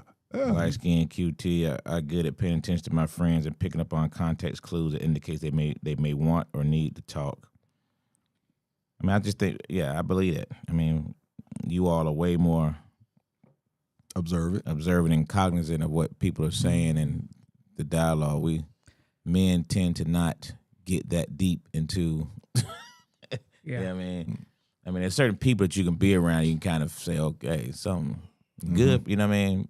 Yeah. You can kind of see, but again, we still may or may not say anything unless they say something. Pull it out of. Or just say something. Just say something that introduces it. I mean, other than that, you'd be like, yes, because you'd be like, man, maybe they don't want to be bothered with it. You know what I mean? And that's how I think a lot of men think. Yeah. Yeah. But now we know that maybe they don't want to be bothered with it, but maybe they need for sure to be asked. For sure. And like what you said, that's Will. Somebody just needs to. Sometimes they just need someone to listen to them and not necessarily give advice. I think that's almost everybody. Yeah. I think I'm big on communication, and I think sometimes people just want to be. That's one of the key. That's just one of the basic things that people need in life. One of them, right, is being heard and being seen. Sure. So sometimes that's all that's needed, is to be able to. That's all psychiatrists, which they prescribe medicine, but that's all therapists do. Therapists literally sit there so you can unpack whatever you're feeling. And it's like sometimes it's about when you say it out loud, now you can dissect it and break it down. Mm. You may not even need anybody to add more to it, but just saying it out loud, damn, my marriage is ending and I feel like shit, and I don't know what's going to happen after this, right? And then the advice, it may not be advice, but it may just be encouragement. Mm. Hey, dog, there's only so many degrees of separation between all of us. So I say that to say, you can say the most outlandish shit and somebody that been through it. Mm-hmm. Somebody probably in those groups of men have been through the same thing or have done the same thing, even if 15 of them haven't, it's going to be 2 or 3 that can relate, right? Now you understand you're not alone in this, and somebody then been through it and has got through it, right? Has came out on the other end of it. See, that's why I like what the baseball players was talking about. I wish I never would have talked about it because it brought the haters in. When I saw that, it hit me because when I did my journey of going to see my pops, after the day that I had and I saw him, I couldn't sleep. And I just got up and started typing on Facebook. I was just typing. Yes. And then I finally went to sleep. When I woke up the next day, there was people that I knew that I walked around every day at work that went through the exact, or were going through the exact same thing that I was going through. These cats was hitting me up.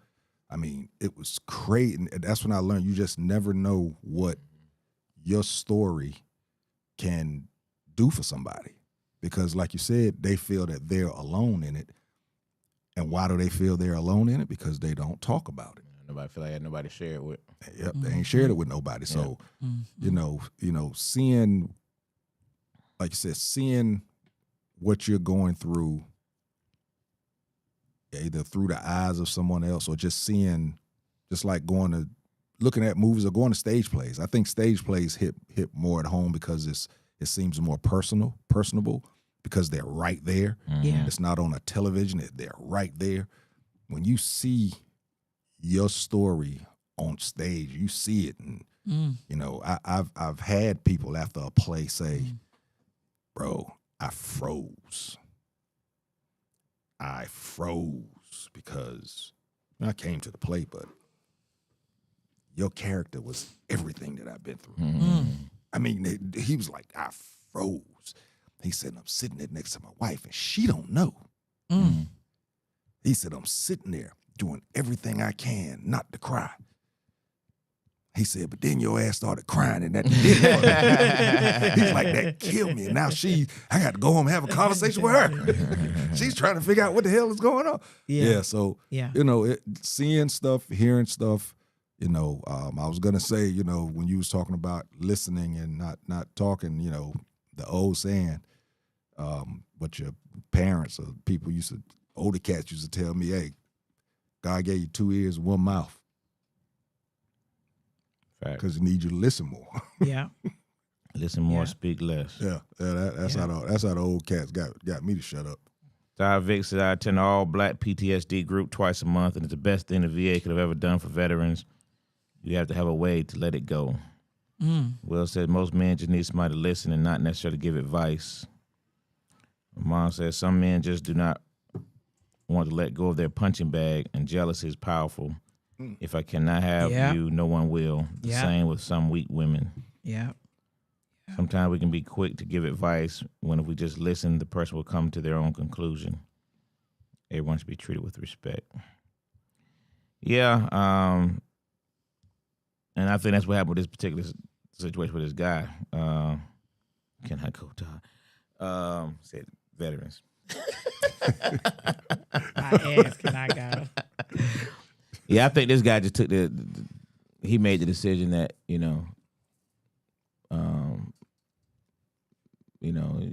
this divorce thing, I don't think it was to hurt. Somebody said earlier about hurting the family. I think it was to hurt her. Mm-hmm. I think he came to the conclusion, I'm going to do everything to hurt you, and that's taking your kids and even your own life because he was, he was a coward. Yeah. You know what I mean? 100%. Killing kids, man. He was a coward, and he ran What off. would be your point of killing the kids? To hurt her. Right. I'm just saying. Yeah, to hurt her. His goal was to impact them the most damaging pain. You know what I mean? And it's crazy. It's crazy. The governor thing, I just think, I just failed to realize how you could, you're divorcing, but yet you would do it with the kids there. Yeah. You know what I mean? Yeah. With the No kid, care. with No the kid, care. with the No kids care there. about your kids. Yeah, That's why I say it's an ego thing. And he shot her in the basement. Then he went upstairs. Yeah. And Shot then Shot himself. himself upstairs. Yeah. But your kids were in the home. Yeah, Now your kids traumatized for the rest of their For the lives. rest of their life. Yeah. You know, Whether Yeah. like I said, whether they were home or not, they was going to be traumatized. But Yeah. now that they're home, Yeah. I mean, the simple fact that the kid was able to call 911. Can you I imagine know. that call, bro? And he thought his mom had been stabbed. So he Can you was down there. imagine He that said call? she had holes.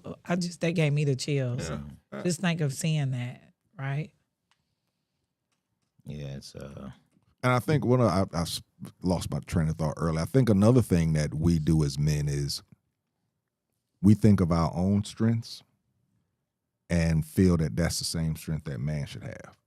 Yes. Yes. It's like yes. I've always said I don't, and I prayed that I can't say I don't feel that I could get to a point to where I want to take myself. Yeah. So I feel that nobody else, any other man, should feel the same way. I found out that that's not true because one of my Right. greatest friends, one of my greatest friends tried to take his life. Yeah. I mean, if I hadn't gotten there when I did, and I promise you, I got up and drove. I wasn't speeding over there. You know what I'm saying? I was just going like, that's tripping again. You know, and I drove over there and everything, and couldn't get in the house. And I saw him on the chest. Oh man, he's asleep. And then finally, his stepson came and opened up the door. And I go in there. I'm trying to wake him up. And then I see the bottles. So, of course, I called 911, told him what he took, whatever. But I never thought that this guy would try something like that. But he told you he was thinking about it? Is that what made you go over there? No. Okay. His wife had called me. Okay. And Okay. she was at work, and she knew that I was at home that day. I can't remember I don't know if me and him I don't know how she remembered that I was at home for some reason, but she did. And I went over there. She's like, you're closer to me. Can you go over there? Yeah. I was like, here I go. I'm going, damn, here we go again with this bullshit. Yeah. But Yeah. we ride on over there. You know what I'm saying? Yeah. And, because again, when I look back on it, I could see the signs now. The drinking, the blackouts or whatever. But I just thought, man, that's what he was going to always do, not Yeah. go to this level. Yeah. Good thing is, Was right he going now- through a divorce? No. Okay. Good thing now he's great. Okay. He quit drinking. Hell, he's a soundboard for me now. That's what's up. It's crazy how That's what's up. this stuff just flip on him. But yeah. I do want to add that they've said that divorce, even though that wasn't your friend's case, but divorce is like a death, but the person is still there. So that's another reason why that hits hard for people, because it's like a death. So they feel like that pain that you feel when you do lose someone, that's the same pain that they feel when they're going through a divorce. That's interesting. Yeah, I've read that a couple of times, that they said it's like but you still got to look at the person, right? You still you got to still exchange children and do all these things. So it's a highly emotional time. I never thought about suicide, but I had the thought of not caring to be here. Mm. You know what I mean? Yeah. When I lost my son, I didn't care. Yeah. You know what I mean? What the next step was. Yeah. You know what I mean? It Yeah. mattered not to me. I never Yeah. said I want to take my own life, but I didn't care about life. Yeah, I can You know see what I that. mean? Yeah. And I think so when you said you can never see how people do, I can see, not to this extent. Mm-hmm. Mm-hmm. You know what I mean? But in terms of, like a really good friend of mine committed suicide, DJ, and DJ was one of the happiest, go-luckiest people you ever want to. I mean, you never saw DJ without smiling, always laughing, always joyous, always. So when I heard he killed himself, it was like, DJ, Right. you know what I mean? But again, you don't know what, and he did it in the backyard, Mm. But he took his kids to the neighbor's house.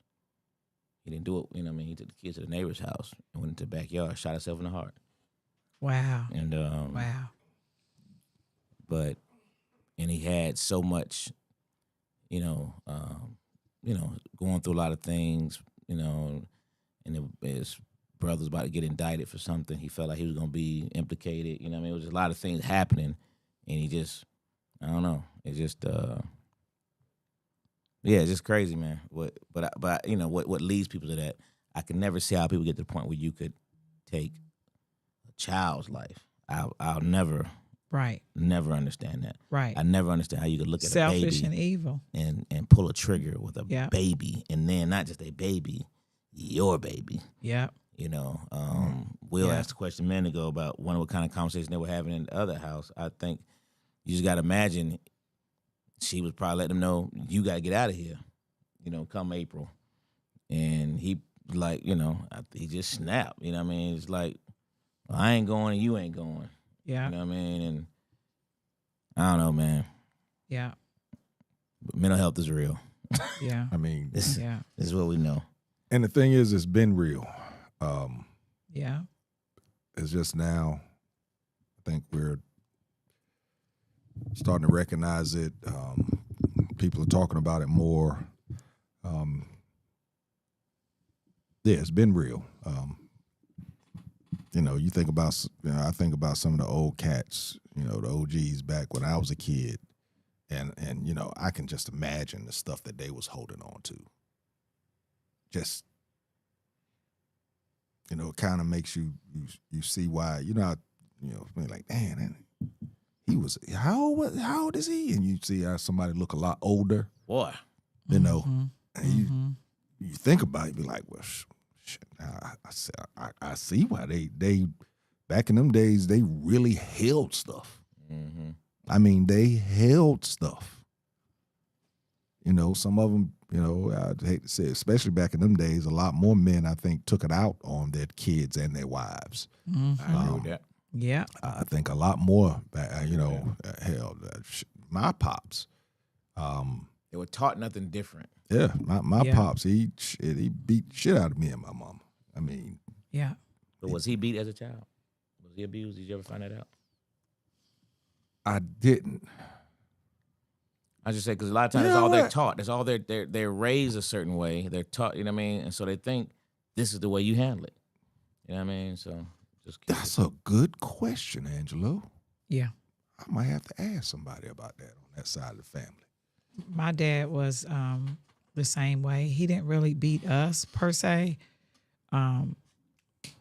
He tried to give me a beat down when I was about 16. I fought him.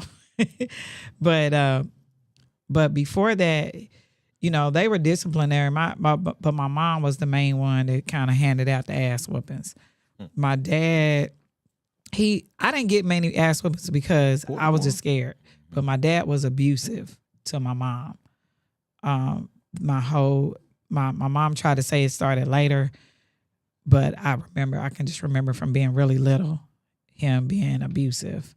And it kind of hit me even when you guys said about women talking, right?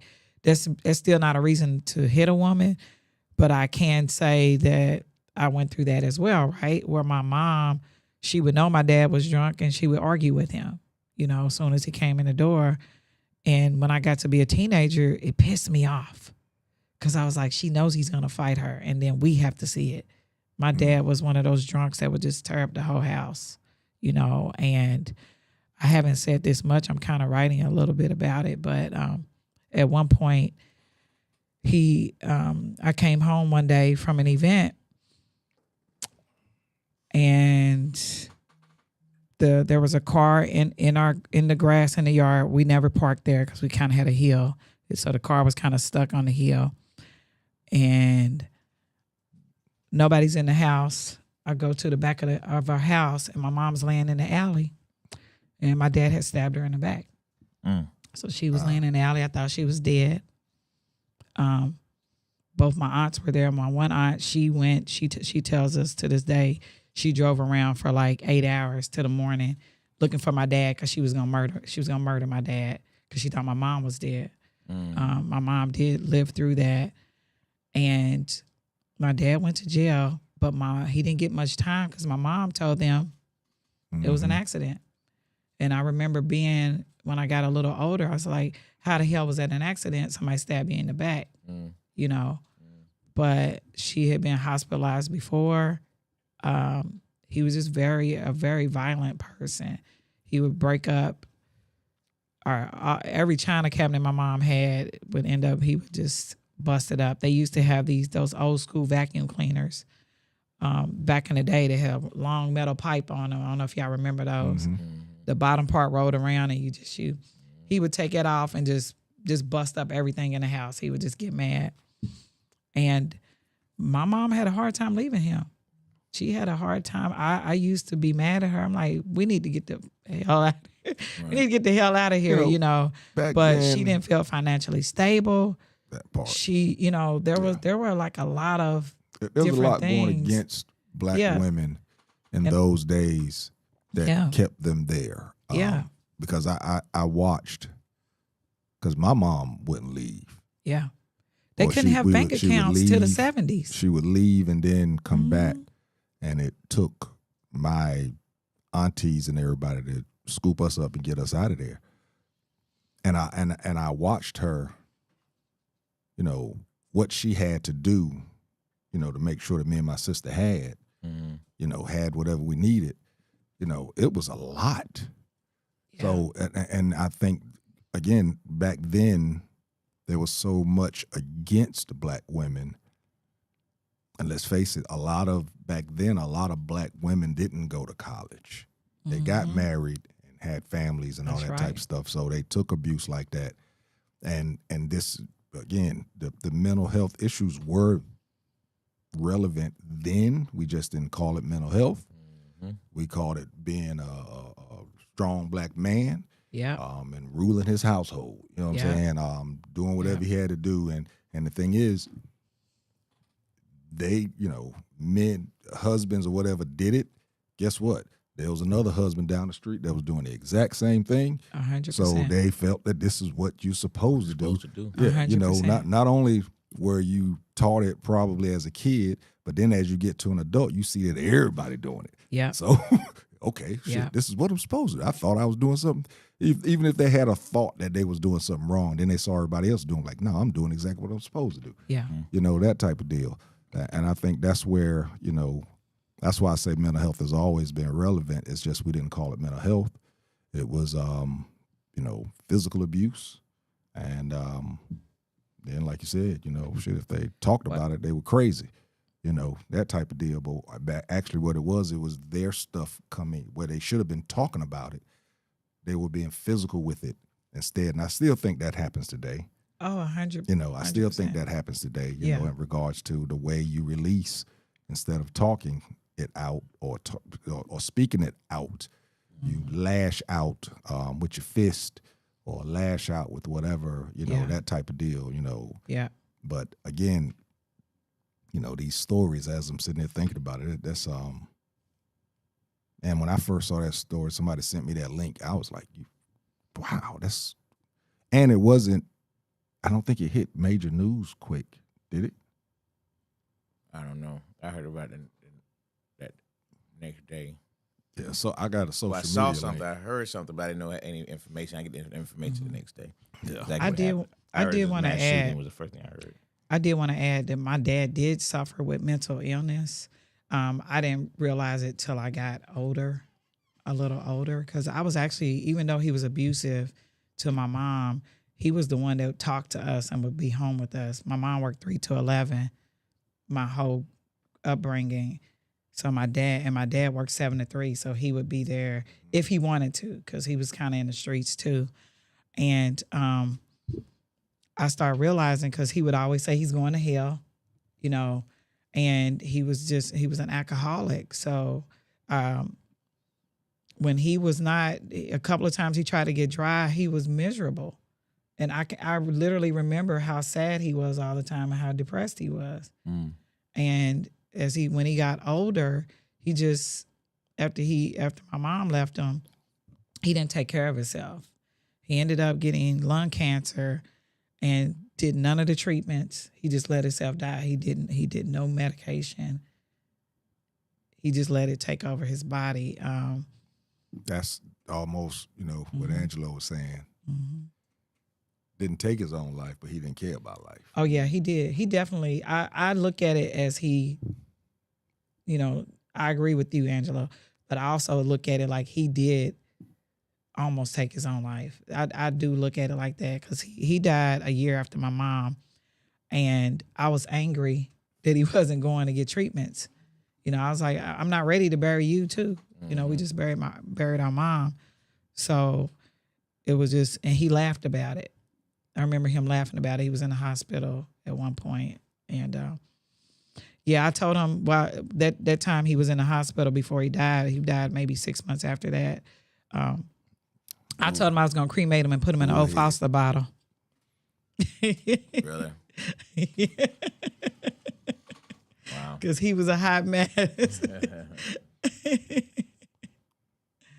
Put him right in an old Foster bottle. What's up, boy? Yeah. So yeah, y'all, it's real. It's real. I mean, I think out of tonight, what we need to make sure that we do, not only men, all of us out there, be more aware and more available to help our community. Let's face it. I mean, that's what's going to help our community. We got to be more available and more aware. Use your ears. As Will says, sometimes your advice might not be the best advice, but just be there for somebody. Yeah. For sure. You got comments? I've been reading them as we've been going, so there's a whole lot of them. I couldn't get everybody. But there was a lot of good ones earlier, but I think I got majority. Oh, I wanted to ask you. I meant to hit Ask a Cop up too.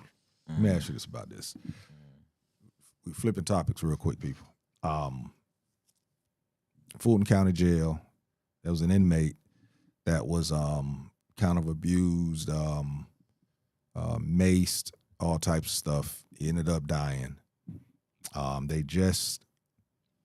It was 5 officers, I think 5 or 6 COs that was charged. They ended up charging 1. And his sentence ended up being, because it was a murder charge, but they dropped the murder, dropped it down. I forgot exactly what they dropped it down to. But he ended up getting a sentence of, under the Georgia First Act Offender Act.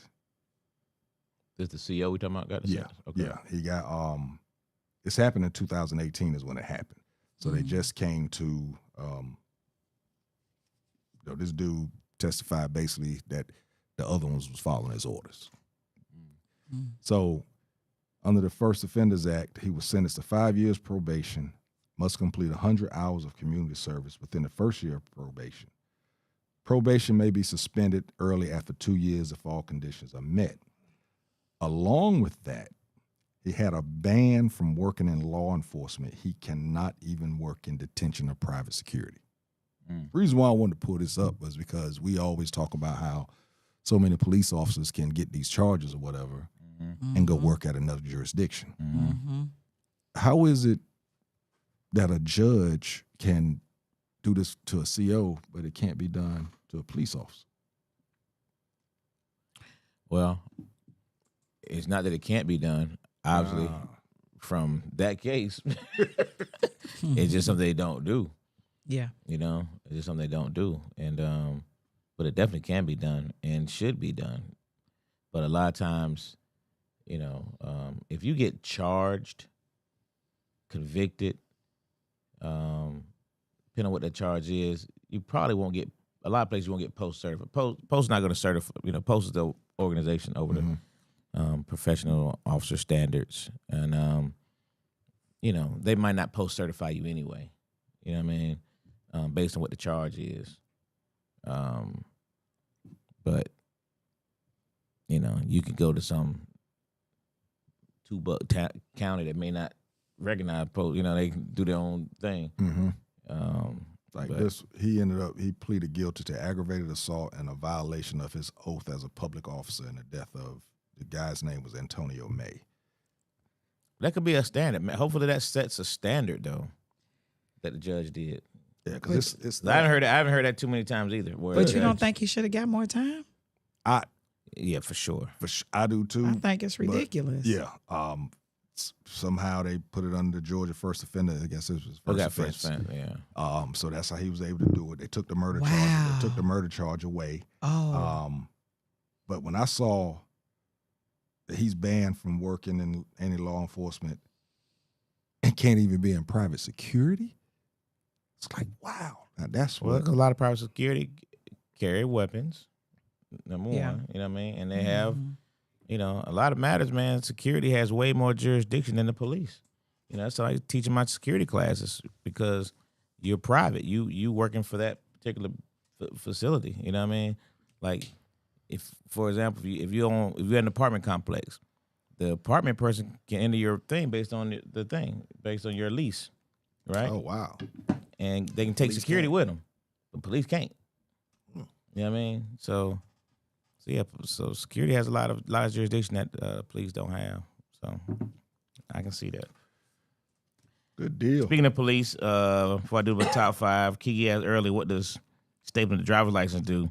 That used to be something they did to kind of let number one to piss you off, And in lieu of bond, right? and in lieu of bond, Yeah. you would surrender your driver's license in lieu of bond, because you do know technically you can be arrested for any traffic citation. Yep. And taken to jail. Technically, you know what I mean. For the simple, you can be arrested for it, but you will surrender your driver's license in lieu of that.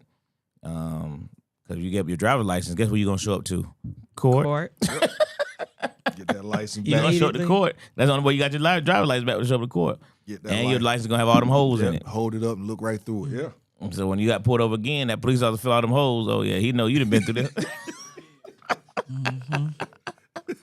Can't say you ain't been in trouble Can't before. say it. You got these staples in your license. They started losing people's driver's license. That's why they end up finally doing away with that stuff. People would never getting their driver's license back. They were losing them. The system was horrible. People would come into court, they couldn't find the driver's license. Just kept, you know. what I Oh, mean? that's wild. So they eventually did away with that. That's where the scamming started, huh? Yeah. And I'm gonna tell you, that is not a good feeling standing in front of a judge, boy. Don't know what that judge been through that night before or that morning. Yeah. I tell a lot of people, I said, especially younger, I said, man, y'all need just go and visit the courtroom. Just go visit, sit in the back, and just, especially for traffic court, and look at them throw them sentences out. Boy, if that won't make your ass drive right, I mean, they be throwing them out like Oprah was, you get a car, like, you got 5 years, you got 6, you got 3. Matter of fact, go right now. I mean, it was crazy, man. I used to just go sit in there and watch. Yeah. That's why they ended up having, because remember, they usually didn't have a separate court for traffic court. It was just court. Mm-hmm. But it became so many cases, they had to create a separate traffic court because you be in there literally all day long. You know what I mean? Before your case got heard. Yeah. You know, so, and then that's why, like the city of Atlanta, a lot of places they do, you can go ahead and settle that ticket without even going to court. Yeah. We'll reduce it down to this. If everybody wants, you can go this line over Yep. here. When I found that out, boy, oh, You shit. go this line over here. We're gonna reduce it by X amount of percent. You know what I mean? And if you want to stay in court all day, and people like, man, you that line, like, man, how much you say it was again? Yeah, like DeKalb County. I don't know if I ain't been in a while, but you go in there. Cobb County, they call you up by alphabetical order. So I went to court in DeKalb thinking, my last name Thompson, I got a minute. Shit, I was late because when you first get there, they give you this piece of paper and they read all that stuff. And if you ain't got that piece of paper, you late. So I had to go and find the line. I had to settle mine because I was about to be held in contempt. Yeah, they told me, they said, well, listen, if you don't go over there and pay that fine, you going to jail. That's what you mean. He said, no, you going to jail and they're going to bring you back because you missed your court date. I said, oh, hell no. Where I go? That one over there? All right. Man, shoot. That lady went to lunch. Boy, I got so scared. I said, please come back before they come out here looking for everybody that missed court. They got a top 5. Okay. Top 5. Give me your top 5 soul and or blues singers. Soul and or some of y'all might not be in the soul music all the way, might not be in the blues music all the way. So you can combine them if you need to. Your soul and or blues singers. Your I'm ready to top grab my 5. drink because y'all ain't take no breaks. I ain't understand it. What's going on here? Because the dot was on one topic. We going hard. It was one long Yeah, topic. Yeah. We going hard tonight. When We going when hard Dr. Cindy tonight. called, we just jumped right into it. Yeah. 'Cause I had planned on taking a break before that happened, but Right. she called, jumped right on into it. So Right. good to go. Go ahead, grab it. There you go. Your top 5 blues, soul and or blues singers. Your top 5. You ready, Dwayne? Light skin QT. So everybody check on somebody. You never know who might need it. And that's a true statement. Right. That's a true statement. You know, me and my frat brother Frank, we were talking the other day, like my frat Frankie, man. Frankie was the guy in college that, number one, he was everybody's barber. You know what I mean? He cut everybody hair. That guy. Yeah, he was that guy. But he was also everybody's Therapist. sort of therapy. He was more the deacon of the group. You know what I mean? What we do. So he came in with the religious things, and so people would be, because Frank he gonna talk about God. He gonna talk about, hey man, getting your life right, hey man, you know what I mean. So people would avoid him in certain situations, but if they were going through something, they go into Frankie's room because they know Frankie's gonna Just to get that spirit on them. Yeah. But they know he gonna get to him real. He gonna give him to him from a Christian thing. He gonna pray for. He gonna do all those, and he's still doing this very day. But I say all to say,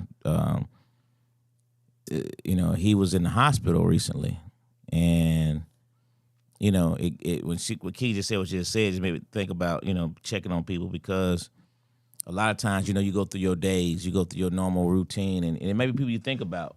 You be like, man, I need to hit up such and such. You know what I mean? And Frank was one of the people I was like, man, I got to check on Frank because he was in the hospital a couple months ago. You know what I mean? It's like, and then I find out he had been in the hospital for almost a week. And I can't remember the term, but it was some kind of memory loss with it. And it's like, so what you said is true. We got to do a better job, especially now we got text messaging. You ain't got to talk to people too tough. Hey man, you can just text them. Texting was some of the best things ever made, boy. Hey. So we all got to do better. We all got to do a better job of checking on our people. And I'm trying to get better because there's certain people you text and they call you. Oh, Frank Oh, said don't he you was, hate that? I don't understand that. And I have about 3 people in my life that do that. If I text them, and I be scared to text them back because I'm like, this mofo, if I say, they'll ask me something long. If I say yes, bring, I'm like, why are you calling? That is wow. Yeah, I got about three or 4. Like I said, look, I don't think I've said this before, and I always keep saying I'm gonna keep trying to get better because I don't think there's no such thing as being 100% on it. But when you think of somebody, shoot a text. What's up? Yep, 100%. Yeah, what's up? You good? Yeah. Because God put that person on your heart for a reason. For a reason. I always tell people, when you think about somebody, just Or like say when you something to when you them. have one of them dreams and you don't remember what the hell the dream was about, but you know that you saw somebody. Yep. Oh yeah, I'm on it. Next day, I've gotten myself in trouble with that because some exes think, oh, he trying to holler again. No, chick, making sure your ass is all right. Make sure you ain't got cancer or nothing. That's all. Shit, I ain't trying to holler. Just checking on you. Shit, that's it. You know. I see a lot of R&B singers in this group so far. What you got, D. Wayne? Shoot, that's all. Soul singers. I'm gonna go Aretha Franklin, Took mine. Maxwell, Anthony Hamilton,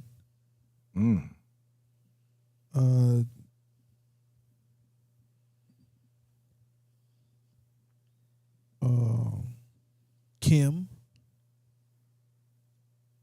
and Him is considered what? like a soul singer. Soul. Mm-hmm. And I would say Barry White. Mm.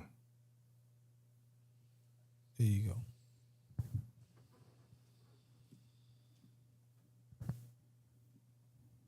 All right, I'm gonna lean more toward on the blues side of stuff. Well, what is Al Green considered? Yeah. I gotta throw Al out there first. Yeah. I had that's him so- at That's gonna first. be Al Green. I got B.B. King. That's blues. All right, Johnny Taylor. ZZ Hill. And then I'm gonna go in with Calvin Richardson. Okay. All right. Zay. I have Marvin Gaye, Aretha Franklin. I love me some Billie Holiday. Facts. Got me on that one.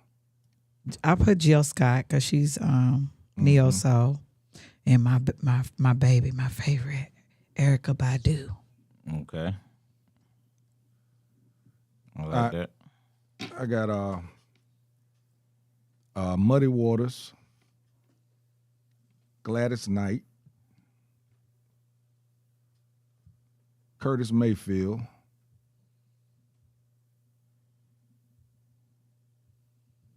Luther Vandross, and Teddy Pendergrass. Teddy. Have you seen that Luther Ain't they considered documentary? R&B? I haven't. Oh, Ain't they considered R&B? Luther. Luther and Teddy might be. I thought so. Luther and Teddy might be Yeah, considered that's what I R&B. think. Luther and Teddy. But they always gonna be on my list, especially after I saw that documentary on Luther just recently. That thing was fire. Luminous got Johnny Taylor and Marvin Gaye. 'Cause I don't know what y'all talking about, but Johnny Taylor, Marvin Gaye. Sade's a good one. Gerald Sure Levert. is. Gerald's probably more R&B, I Yeah. think. Yeah. Sade's definitely one.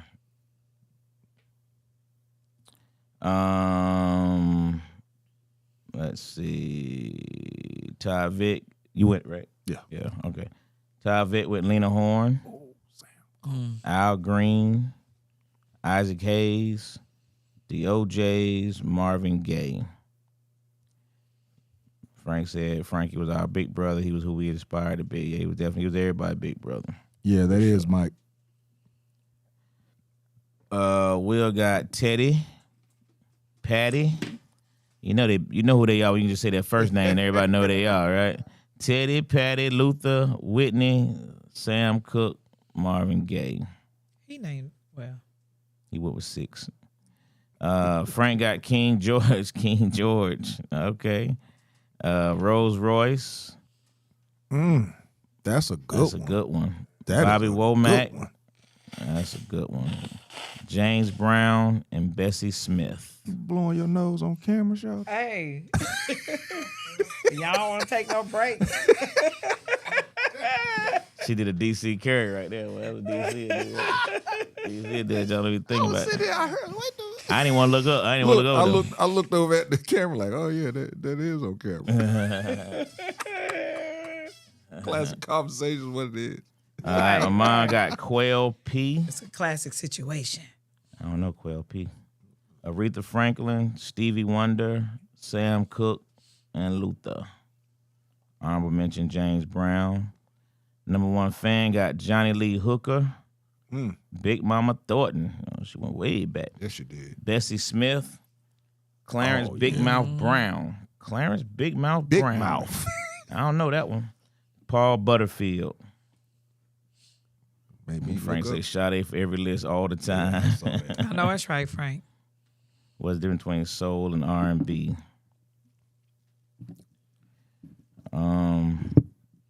There's a difference, but I can't really break it down. Yeah, it's kind of.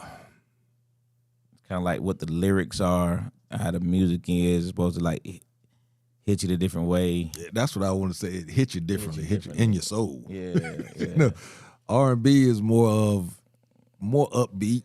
Yeah, more upbeat. Yeah, more yeah. upbeat. Romantic. That's like why I you know, said. Teddy Right. got a couple of upbeat joints. Luther could still be soul, but yeah, Shoot, the Soul and first one I soul and thought about blues, was- soul and blues are really close together. yeah. Yeah. They're really close together. They're more telling the story. Yeah. You know what I mean? They really supposed to hit you. You know what I mean?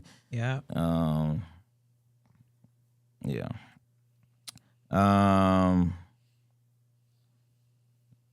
On the lane, I got BB King, Etta James, good one. Mm-hmm.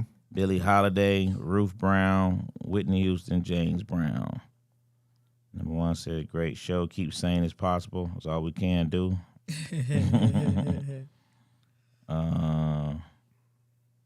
Play the song for mental health. Something she posted earlier. I gotta go back to the beginning. Yeah, we got that. Yeah, that was Oh pretty yeah, dope all our song. votes help get shot into this year's for the Rock and Roll Hall of Fame. She loves me. Great job, friend. Well, sure she gonna have you in her speech, buddy. Mariah Carey or New Edition didn't make it. You gonna have me in I was the speech. disappointed New Edition didn't make it. Yeah, Mariah Carey or New Edition. Neither one of them made it. They gonna make it. They will. Eventually. Yeah, they will. They have to because they both cold blooded. Yeah. But what's the rap group? They made it. Wu-Tang? Wu-Tang. Yeah. Yeah. She got who? Bobby Womack. Yeah, somebody said Bobby Womack. Anybody say BB King? Yeah, a couple times. Muddy Waters? Yeah, Yeah. Somebody said Muddy Waters? I said Yeah. Muddy. I saw it. I mean, Somebody Muddy. said Sam Cooke, right? Yeah, Otis Redding. Nope. nope. Okay. Good one, though. Otis Redding. Ray Charles. Nobody said Ray. I had them on my list, but then I took them off because y'all said 5. Nobody said Donnie Hathaway. Nope. Good one, too. Jackie Wilson. Doing those. And now, Look, you all right? and right now, my boy Teddy Swim. Oh, Hey man, when I first Nice. heard Teddy Swim, I did not know he was white. Oh, Ooh. I don't even know who it is. Still a problem for me. Hey, Still a that- problem. Why for me. didn't nobody say the little young dude that that's joke, been, that that been joke killing insane. it? What's the little young dude that been killing it? Nobody said him, did they? The one that the one monkey don't stop no show. Oh, he ain't young. He is. That dude is like in his 20s. Maybe I'm Yeah. thinking about another song then. What's the other song that's a big hit? That dude is young. One woman, yeah, that one. That song. That's a young dude. Ain't he young? I can't think of his name though. Man, he go hard. Yeah, he goes hard. Lena stole my pick. Don't leave out Smokey Robinson. I thought somebody said Smokey. Did anybody say Smokey? Wow, nobody Smokey said Robinson. Smokey. Wow, you right. Nobody said Smokey. Wow. Appreciate that, B. Number one, so I wrote the Hall of Fame 5 years ago to put New Edition in. You have to fight for them. Yeah, they deserve it. Smokey, good one. King George, I think that's his name. King George. Okay. Yeah, keep on rolling. All right. Yep, great Oh, show. yeah, gotta keep on rolling. I thought the dude was old. I didn't know it was a young dude. Me neither. Oh, No, okay. he's unless I got the wrong. It's cause he got a whole bunch of hits out right now. And you want to say I left my side piece on that same dude? That dude's old. Yeah. So let's do different people. Okay. All right. Say no more. That side piece gonna be hitting though. He got he got like That thing 3. be- He got that 3 thing to, be hitting. cause boy. don't he, what's the other song where they do the dance to? Big ass fly. I know Yeah. that fly is huge. The one they do the dance to, Boots on the Ground. Don't he sing that too? Yeah, that's not blues though. That's that. Who is that? Bobby Blue Band. Oh yeah, Bobby Blue Band. All right, Who Frank. is that just- dude? Oh, he's Okay. talking about who got in. Billy Idol, Yeah. Iron Maiden, Oasis, Joy Division, New Order, Wu-Tang Clan, and I think none of them were in the top 7 fan votes. Wow. How about that? New Edition was number 1 in fan votes by a lot. It says more to it. Even Method Man said, how disappointed he was New Edition get in. He said, but there's more to it than the votes. He says a lot of the internal politics stuff, but Sad, but yeah, what Like I said, they'll get in. But, good deal.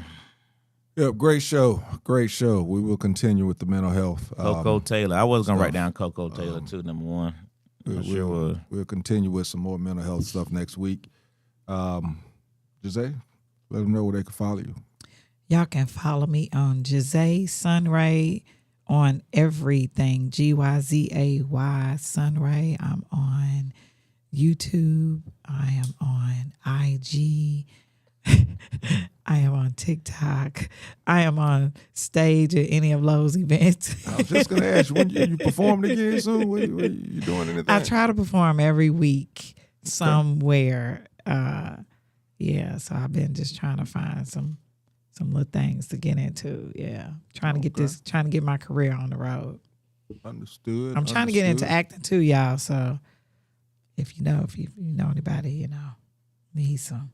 Angelo, what you got this week, bro? Nice again, Tuesday. Right. I was at Trish's earlier. I went there first. Thursday night, got Destiny's open mic. This weekend, we got a really dope show. We got Laugh Love hosting and got Sean Larkins headlining, man. So it's going to be a phenomenal weekend of comedy. Sean Larkins, he was the mailman on the neighborhood with Cedric Entertainer. But both of these guys are flat out. These are real. These are comedians, man. These are comedians. So it's gonna be real good this weekend. And then Sunday we start our Sunset Sundays at Traditions as well. Sunday show at 6:00, another type open mic style show. So good weekend of comedy, my man. Where you gonna be at Sunday? I might. I was there last Sunday. So give us a sample. You talking about Jae? Give us a sample. Y'all want a sample? Where can we get tickets? UptownComedy.net. Thank you, Will. UptownComedy.net. UptownComedy.net for all your tickets. Social media, Uptown Comedy Corner ATL. And Atlanta's original Uptown Comedy Corner for Facebook users. There you go. There it is. You giving them a sample? All right, y'all ready for the sample? Uh-oh. You ready this week? It's a sample now, so that means you ain't going to get the whole thing. This is JT's favorite. You see how I'm backing up? I ain't gonna go in like JT like I normally do. F you.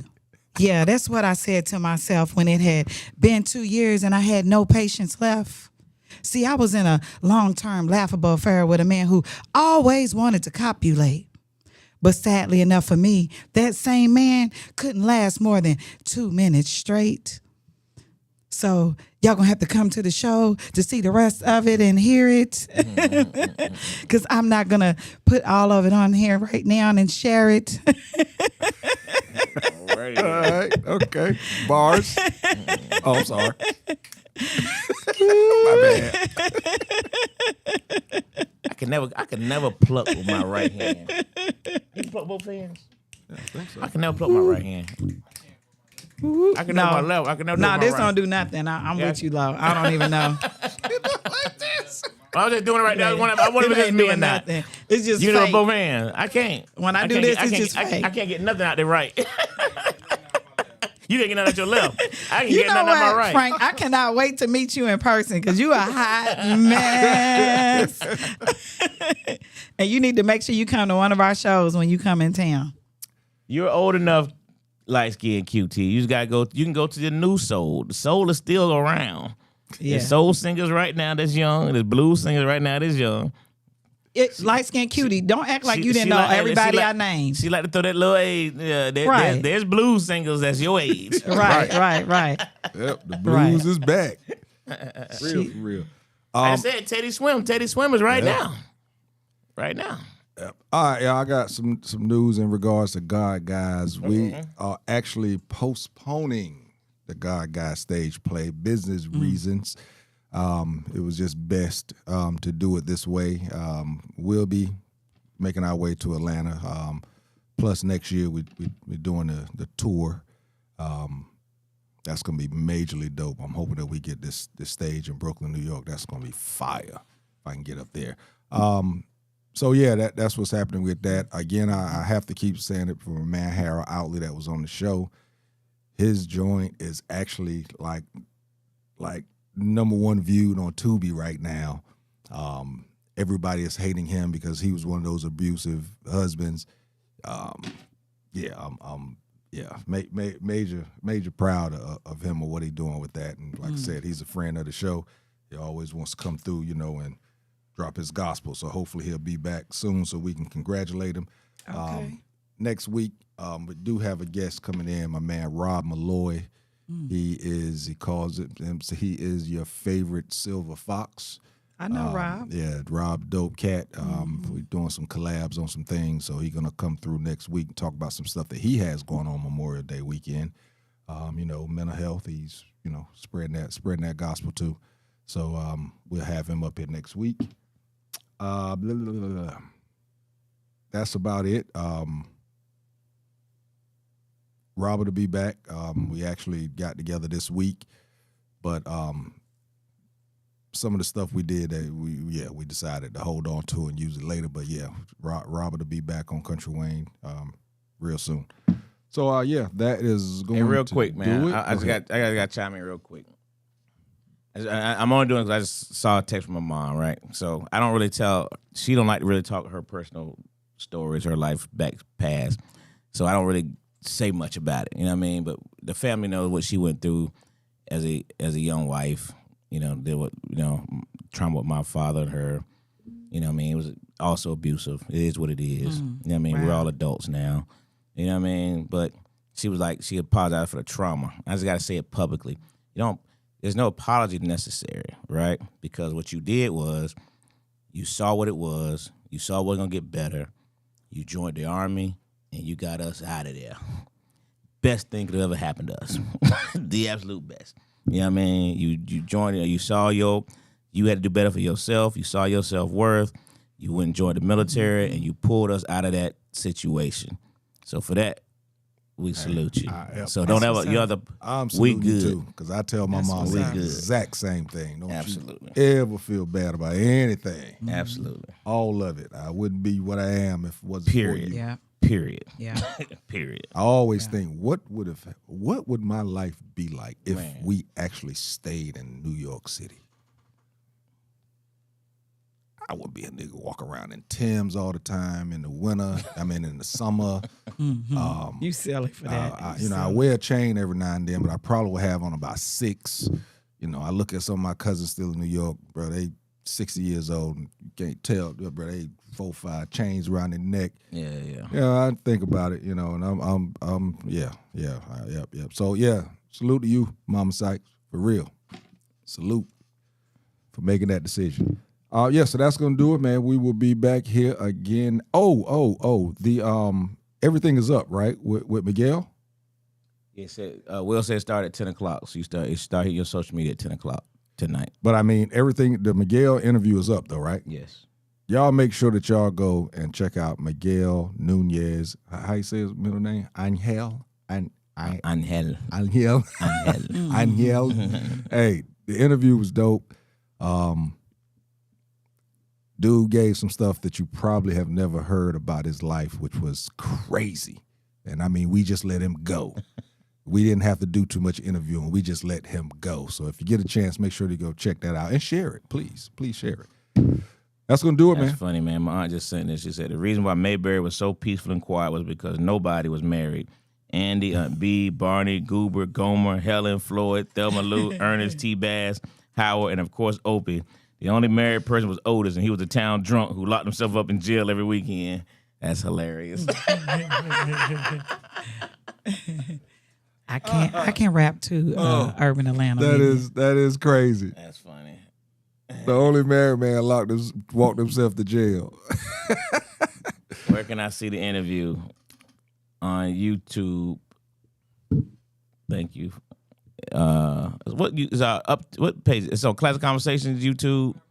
Our Classic Konversations YouTube page. Exactly where you're looking at it right now. And the Urban On Atlanta. Urban Atlanta YouTube and page. also on Classic Konversations YouTube page. Appreciate that, Will. And Will is pretty much a star. He's an unheard, unseen star of the interview. You hear his name a lot. All throughout the interview. All throughout the interview, for real. For real. That was a great time. That was a great time. It was a great time. All right, that's gonna do it, man. We'll see you next week. Classic Conversations with Jae Tea and Lo. And Jae. And we out. You dig?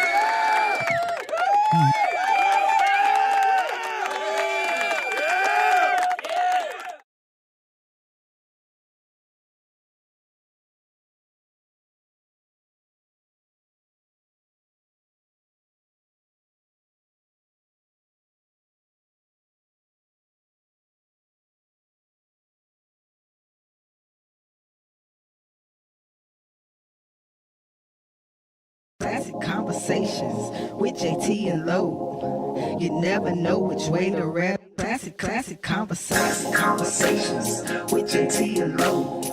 You never know which way to rap. The record's gonna go. Classic Conversations with Jae Tea and Lo. Classic Conversations with Jae Tea and Lo. You never know which way to rap. The record's gonna go. Classic Conversations with Jae Tea and Lo. You never know which way to rap. Classic Conversations with Jae Tea.